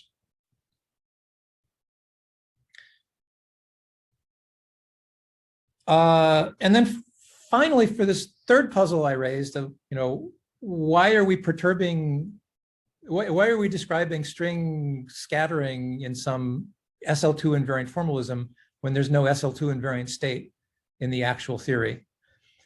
And I'm not completely sure what the answer, why it is that the worldsheet theory seems to like this SL2 invariant theory, but I can tell you what you need to do to it to describe a background which actually is in the spacetime theory. And that is that what the spacetime theory does have in it is in normalizable states were these things I was calling YJ, this collection of Ramond normalizable states that are associated to modes of the 5-brane gauge theory. So what you should do, I think, to describe excitations around some actual state in the spacetime theory is pick some collection of these and make that the state that's being carried by every cycle in the symmetric orbifold. And what are you doing on the worldsheet when you do that? It's basically that you're condensing these things. And so how does the worldsheet describe a condensate of string states? It's by adding some vertex operator perturbation to the worldsheet theory. In the case of these guys, it's some relevant perturbation that describes some holographic RG flow away from the SL2 invariant state to something which actually exists in the theory. And so yet another deformation, which is different from this twist operator deformation, will be needed in order to describe an actual state in the symmetric product in spacetime. But I should say that not all hope is lost for understanding that. In related work about a year ago with David Turton, Stefano, and Masai, we looked at the critical dimension theory and identified all of the half BPS perturbations of the critical dimension theory. And in work from last December with another one of our postdocs, Daniel Brennan, we wrote down all of these half BPS perturbations of the k less than 1 theory.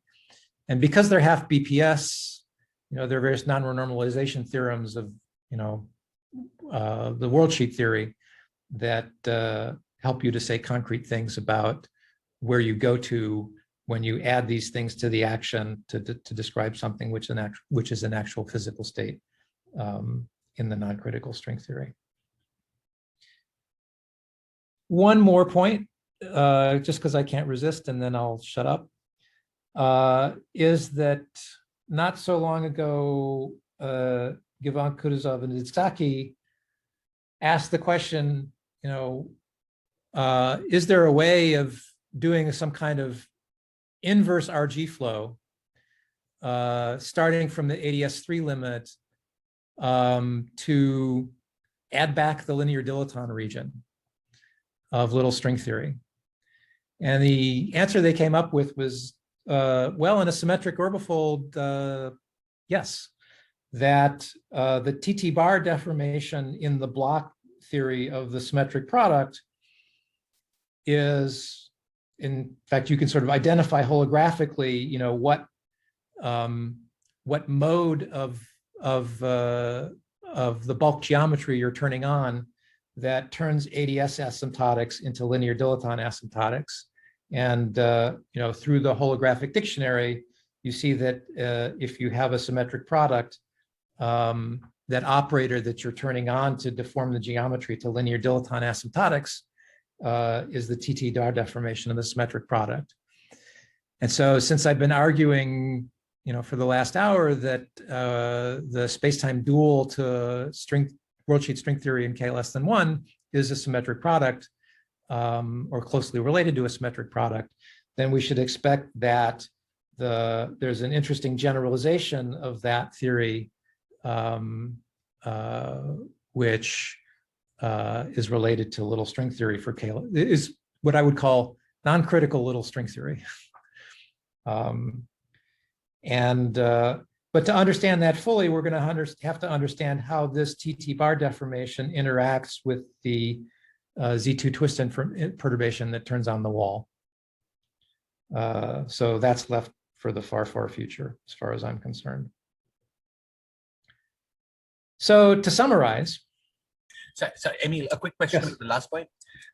Was the worldsheet theory that you obtain by deforming so that you go to the little string theory in the UV, is that, does that continue to be solvable? You can, well, because it's TT bar, you can solve for the spectrum. And so then its status is, relies on how much people can understand about computing observables in TT bar deformed theories. On the worldsheet, it's a JJ bar deformation, right, or not?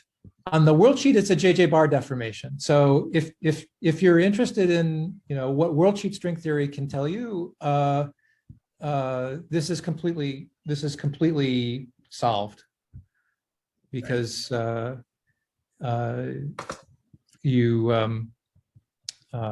in fact, there's a variant of it of this JJ bar deformation, which is in the constructions that I made with Turton and Masai, where you just treat it as a Gauge-Wessamino-Witten model. And so because it's a Gauge-Wessamino-Witten model, all of its correlators are just projections of those of the Wessamino-Witten model. So, but I should emphasize, again, the worldsheet is giving you not the full space-time theory. It's giving you some little piece of the space-time theory where you're perturbing around some very particular state in the space-time theory, usually a very simple one like the vacuum. And, if you want the full space-time theory, then you really need to understand, what the space-time version of that deformation is. And that involves understanding TT bar. Thank you. And to be completely consistent, you also have to wall off the strong coupling region. So you have to both turn on this wall perturbation, in quotes, and the TT bar deformation at the same time.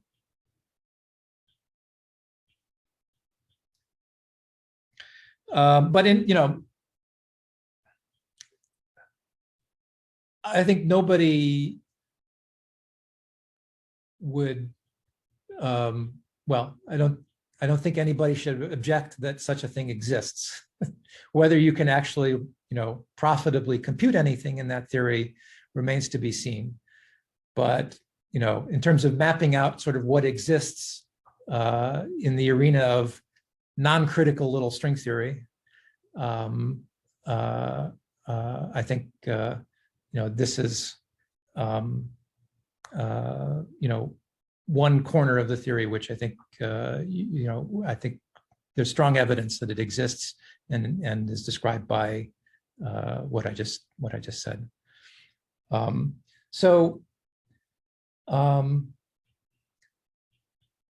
Well, the hour is getting late, so let me just wrap up. So AdS3 string theory with what I would call k less than 1, I think, is an intriguing arena for holography.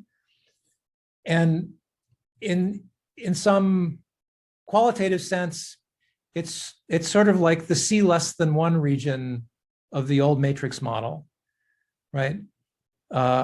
Where the C less than 1 theories, or even the C equals 1 theory, there are no black holes in the spectrum. There's just, perturbative string excitations. So there's some tower of string excitations and their S matrix. And that's what the theory has. There's no black holes. There's no, stuff we don't understand. And that seems to be the case here as well. And there's a, good chance that maybe, if we understand enough about this wall deformation, that there actually might be a solvable conformal field theory in space-time that describes AdS3 string theory for k less than 1. we've learned a lot about what that theory has to be by thinking about the worldsheet description of it, and I've laid that out to you here. And so, thank you for your attention. Thank you very much, Emil, for a very nice talk. Let's all unmute and clap.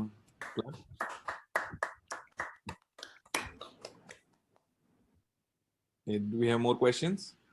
Yeah, I wanted to just, maybe you've mentioned this, but if we, it's sort of a dual question to what Shiraz asked a little while ago about the partition function.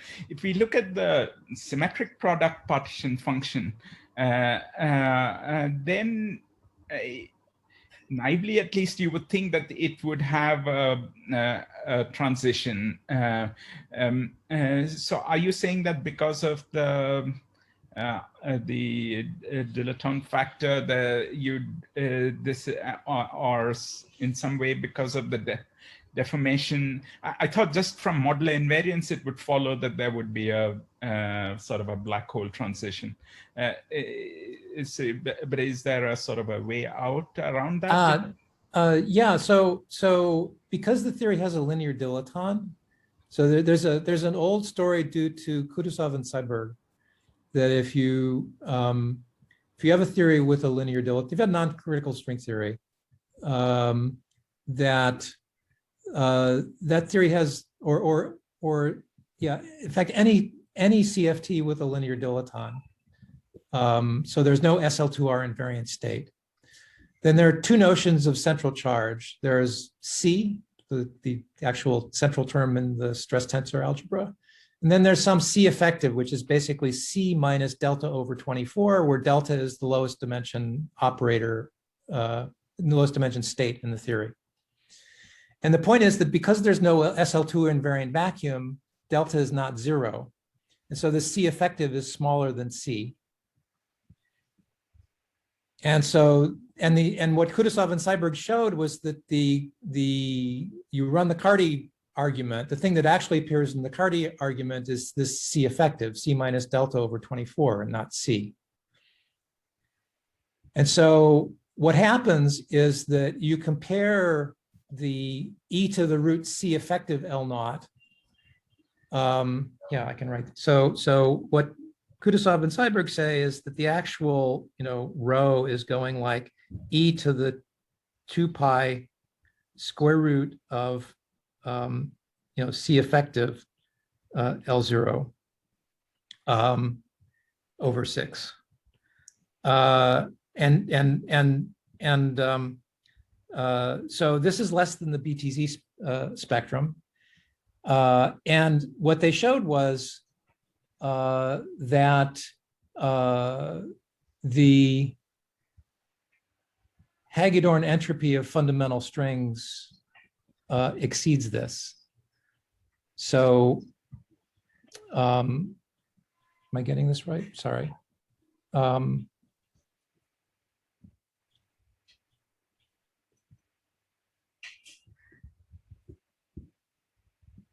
No, sorry.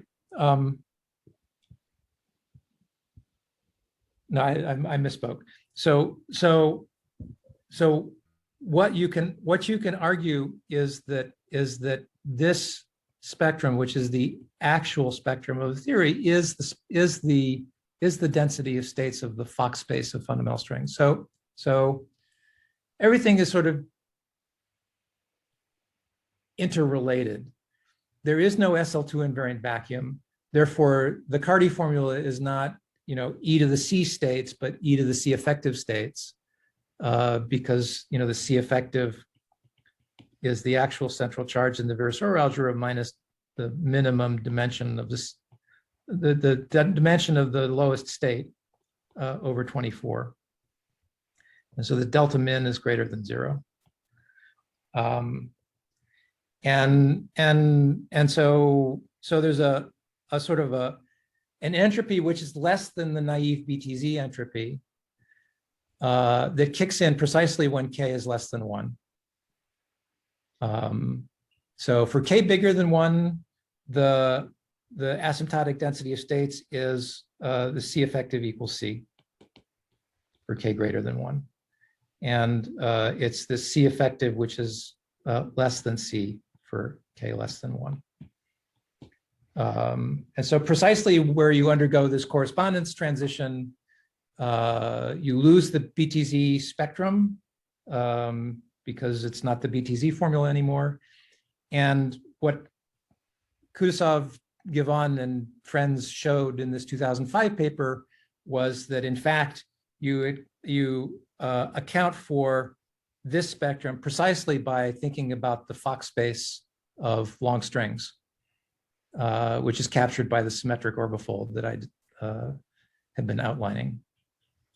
So it all hangs together.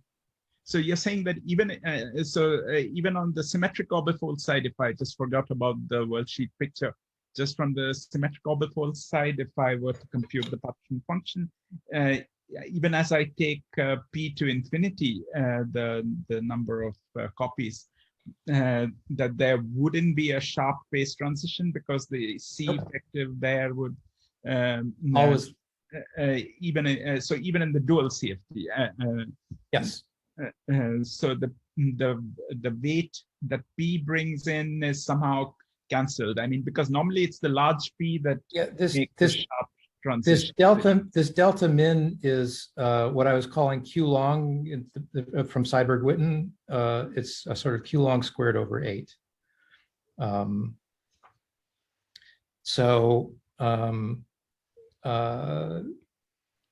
This is the thing that governs. This is the thing that governs the asymptotic density of states. It doesn't matter how big you make P, because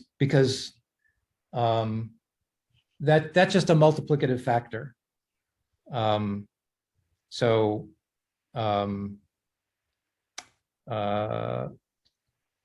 So.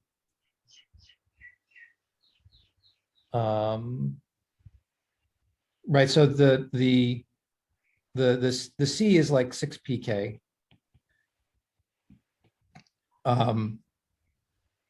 and the point is that in because the block of the symmetric product is this theory R phi cross S3 with a linear dilaton here of slope Q sub L, the block of the symmetric product has this issue of having a delta min, which is Q long squared over 8.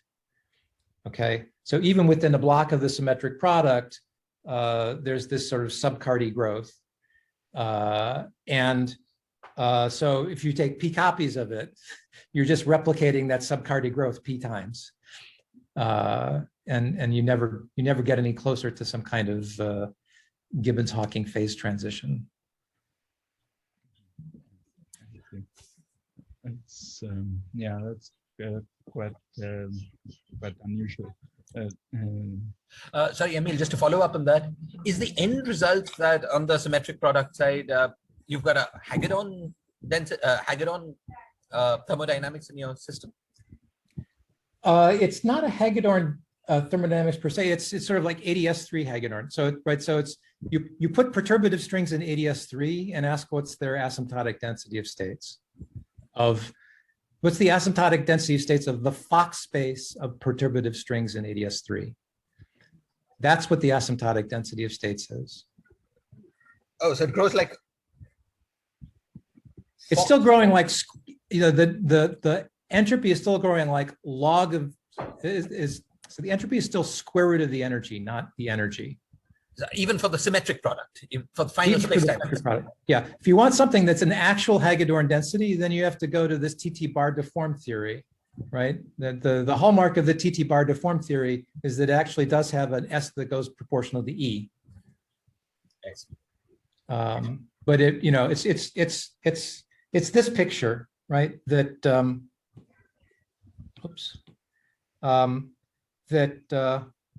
there's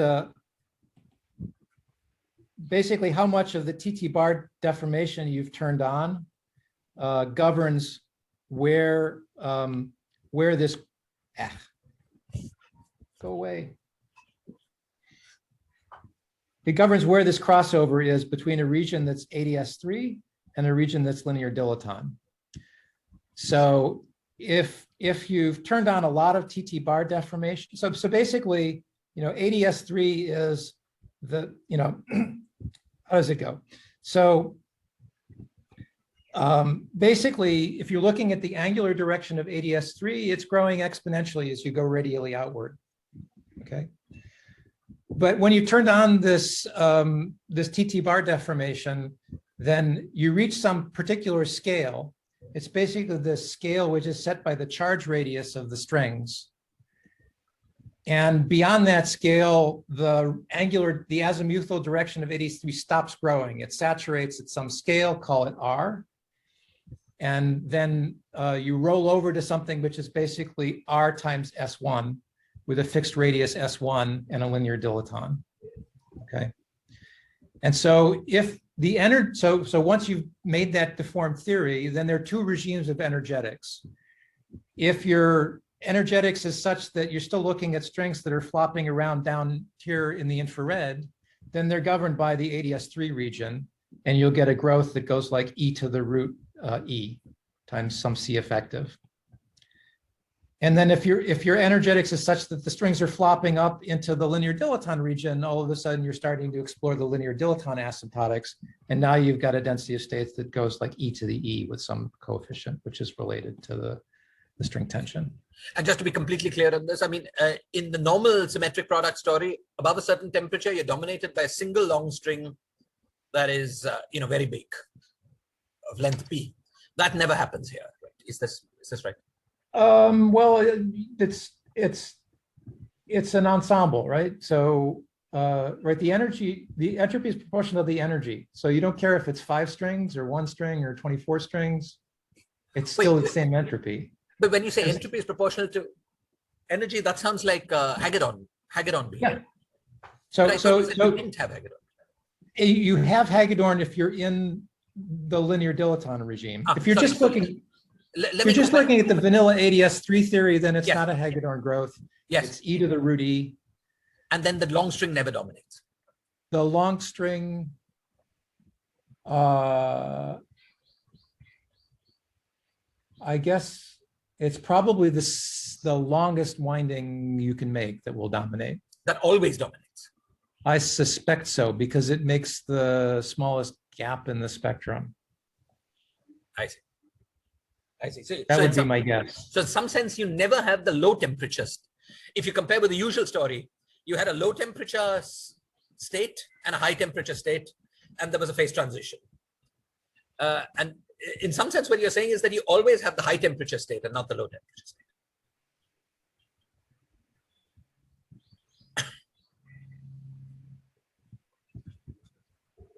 What do you think of as being the low temperature phase? The low temperature phase was basically small excitations around winding number 1, all strings being winding number 1. That dominated the low temperature ensemble.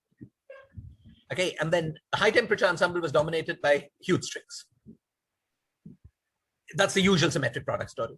And you're saying that one of these two phases is eliminated, and I think you're saying it's the low temperature phase that's eliminated. Is this right? That's probably right. Okay, thank you.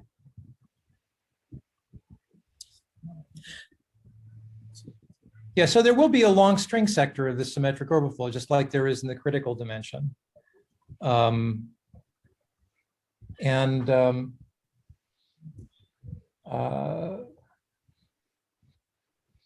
It's just that well, so that long string phase in the usual symmetric orbital flow is in a regime of the theory, which is also, I would argue, at the correspondence point, because you're describing 1, 5, that's a sort of part of it's a regime in the moduli space of the critical theory, where the effective description is in terms of 1 5 brane and n strings. And so, well, as with the formulation that Rajesh has been exploring with Matthias Gabardil and collaborators, that's essentially a theory where the worldsheet description has k equals 1. So it's sort of like it's at the correspondence point. So I have one more unrelated question, which is very, I mean, please excuse the level of the question, but the space-time picture of what you're describing is still not clear in my head. You know, I think of the normal story, the story with the T4 and so on, the one I'm familiar with. I think of that as a bunch of some number of NS5 brains wrapped in a T4, and then an extra circle direction. Yeah. And the near horizon geometry, and then you put some strings in the extra circle direction, and that the near horizon geometry of that system gives us what I'm familiar with. Could you please say again what your space-time setup was, please? You said it right at the beginning, but I haven't got it in my head. So, right. So the usual story is indeed, you say I have some T4 to the P mod SP, okay, and space-time is AdS3 cross S3 cross T4, okay, and you have 5 branes. What are the 5 branes doing? So you have a bunch of NS5s, and they're basically wrapping the azimuthal direction of AdS3. Right. So basically, what's happening is that if you think about where this came from, right, you have basically type 2b compactified on some S1 times T4. Okay, and so then there's some radial. So of the directions in space-time, these are the directions which are along the NS5. Okay, and then there's some remaining radial direction, which I've been calling R phi, and then an S3. Yes, and the fundamental strings wrap the S1 in this discussion. And time. Okay, and so the fundamental strings wrap the S1, indeed. And then there's a rearrangement when you take the near horizon limit, where the S1, the R phi, and time together combine to make AdS3. Yeah, perfect. And then you have S3 times T4. Yes. Okay. And the T4 is wrapped by the 5 branes. And the S3 is the angular sphere. And K was the number of 5 branes, right? And N was the number of 5 branes. Oh, I see what you're saying. Yes. And because of you're in the critical dimension, the worldsheet central charge accounting says that K equals N. Yes. Okay. So as you make the number of 5 branes big, the AdS3 becomes weakly curved and everybody's happy. And the number of fundamental strings only sets the string coupling constant in AdS3. It only sets the string coupling constant. Great. So this story, I understand. Now, can you say the analog in your setup? Okay. So, yeah. So for me,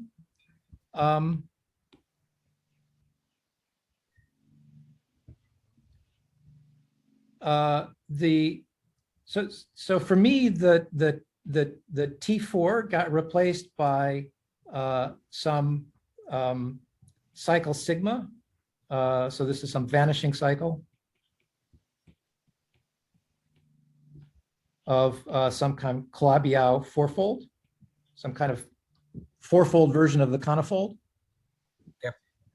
And we shrunk it to such a tiny size in taking the near horizon limit that it just went away entirely.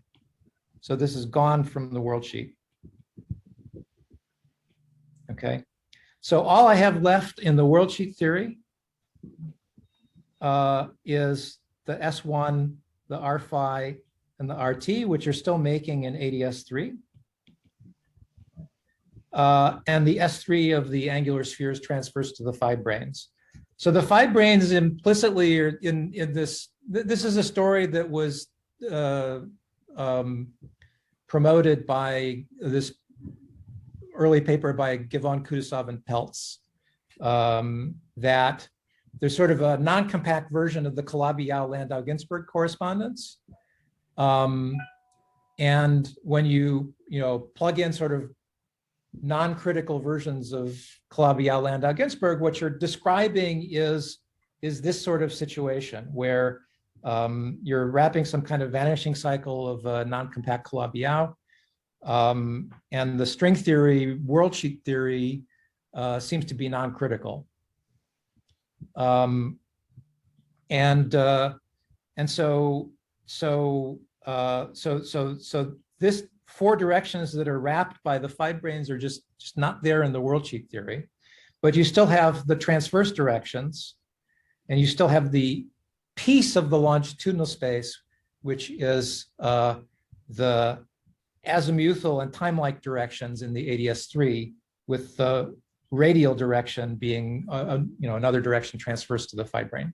Perfect. So that's sorry, n was the number of units of flux through the S3, right? N is the number, yeah, so this is still n units of flux through the S3, which is the, as usual, quantized, telling you the number of units of magnetic charge, H3 charge, which is the number of fibranes. And then why doesn't that mean that you have, or does it mean that you have a Wesumino-Witten level, SU2 Wesumino-Witten level at level n, model Yes. at level n? So Yes. that's what you had. You had always had level n double. That's right. Okay, good. Please go on. And then yet, even though n became very large, k stays sort of below 1. Yes, yeah, and the reason for that is the non-critical string accounting. So because the sigma is absent, what's the central charge accounting? It's that C worldsheet has to be 15. Together with the ghosts and so on. What is that? That's 3 plus 6 over K from the SL2 plus 3 minus 6 over N from the SU2. And then I've got 6 free fermions. And that has to be equal 15. And so you see, if I just send n to infinity, this is going to 3. And so this just becomes, this part of the theory just becomes 6. And so I've got to make up 9 from here. So K has to be less than 1. Okay, thank you. Or I should say K limits to 1 as n goes to infinity. And if you check on which side of K of 1 you're coming to that from, it's K less than 1. Yes. Okay, thank you. Thank you. So I think you're describing fibranes. They're wrapping some, Calabi-Yau and, taking some, the sort of the idea here is that thinking about it from a Calabi-Yau perspective, you're wrapping fibranes on this vanishing cycle, and so they're sort of massless degrees of freedom that are going to appear when you shrink that cycle to 0 size. When you do the analogous thing, not on a Calabi-Yau 4-fold, but a Calabi-Yau 3-fold, the limiting sort of theory in the infrared is an Argyris-Douglas theory. And so you're always getting some kind of interesting infrared physics that is sort of like, if you ask what is the wall, the wall is the Argyris-Douglas fixed point in that case. And so if you do it for the Calabi-Yau 4-fold, you're getting this interesting physics on the other side of the correspondence transition. And the string coupling in the AdS3 once again is set by the number of fundamental strings. Yes. Thank you so much. Thank you very much. But just related to this thing, but because of this vanishing, doesn't the effective Newton constant sort of go to 0 or something? I mean, it's like it's a non-compact kind of this thing, isn't it? In some sense, I'm a little confused how to, because you have effectively an AdS3 times S3 6-dimensional theory, but earlier you had the volume of the T4, which gave you a size for the, which set the scale for the effective Newton constant. Yeah. So, yeah, I'm not sure how to relate this to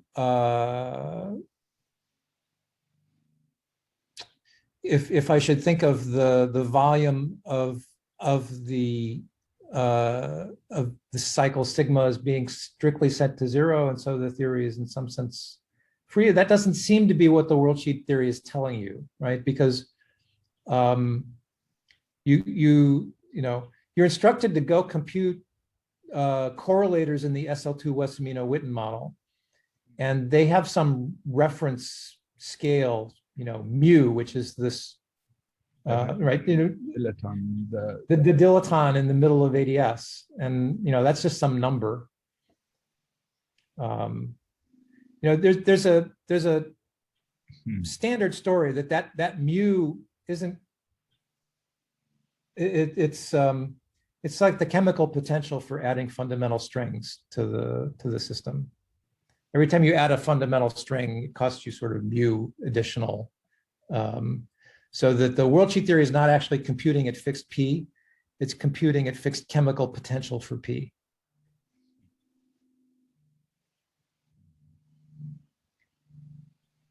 So somehow, yeah, I guess, yeah, there's a scale that's... You have to do a Legendre transformation if you actually want to compute at fixed P.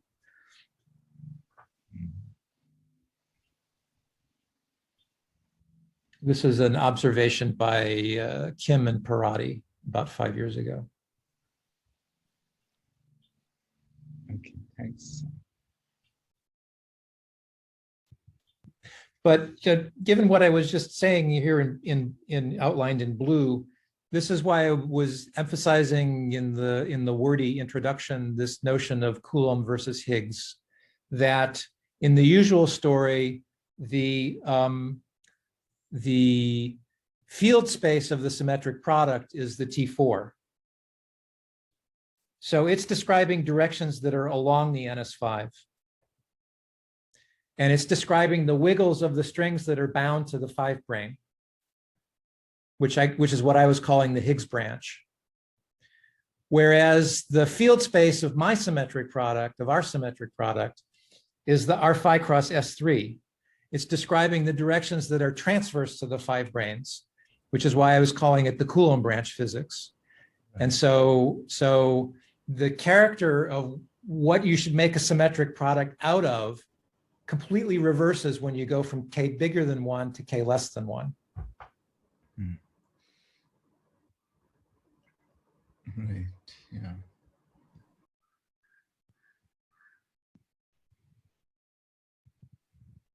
I see that's almost getting 1 o'clock at night at Emil's place.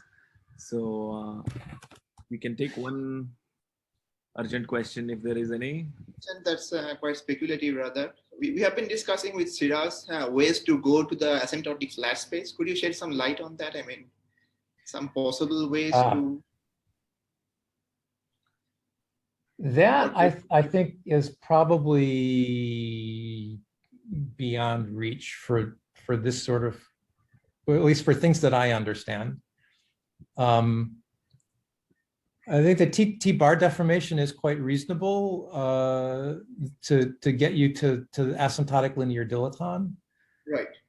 And that's of interest. It sort of like gets you halfway to flat space in the following sense. It gets you to something whose Penrose diagram has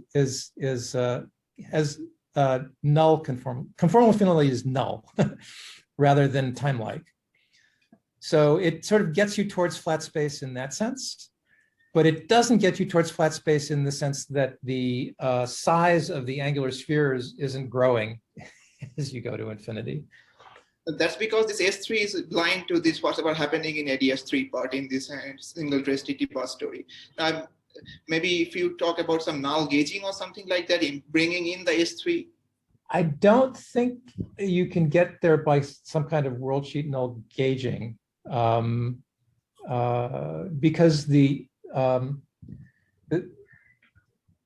null gauging constructions and so on work because the radial direction is sort of like fundamentally decoupled from the angular directions in all of those. The near NS5. And you know, if you really to make something that would take you to flat space, you have to have the size of the S3 growing with radius. So you've taken the radial direction, and you know you've made some perturbation where the radial direction and the angular direction are in the same operator that you've perturbed the theory by. And so the theory is no longer, you know, factorized into decoupled pieces of AdS3 and S3. You know, you would have to invent something where you know, that you know, you'd have to invent some way of, you know, decoupling them into solvable pieces. And I don't immediately see any way of doing that to decouple the, I mean, because after all, the size, you know, in flat space, the size of the angular spheres does grow radially. So I don't see how you can get around the fact that the radial and the angular physics are coupled in some intimate way. Whereas in the linear dilaton throats, of course, the sphere stabilizes to some fixed size. And so at infinity, it's basically R cross S3, and it's decoupled.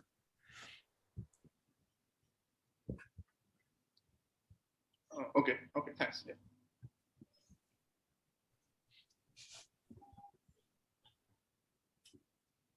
Okay, I think we should stop and thank Emil for a wonderful talk and answering all the questions.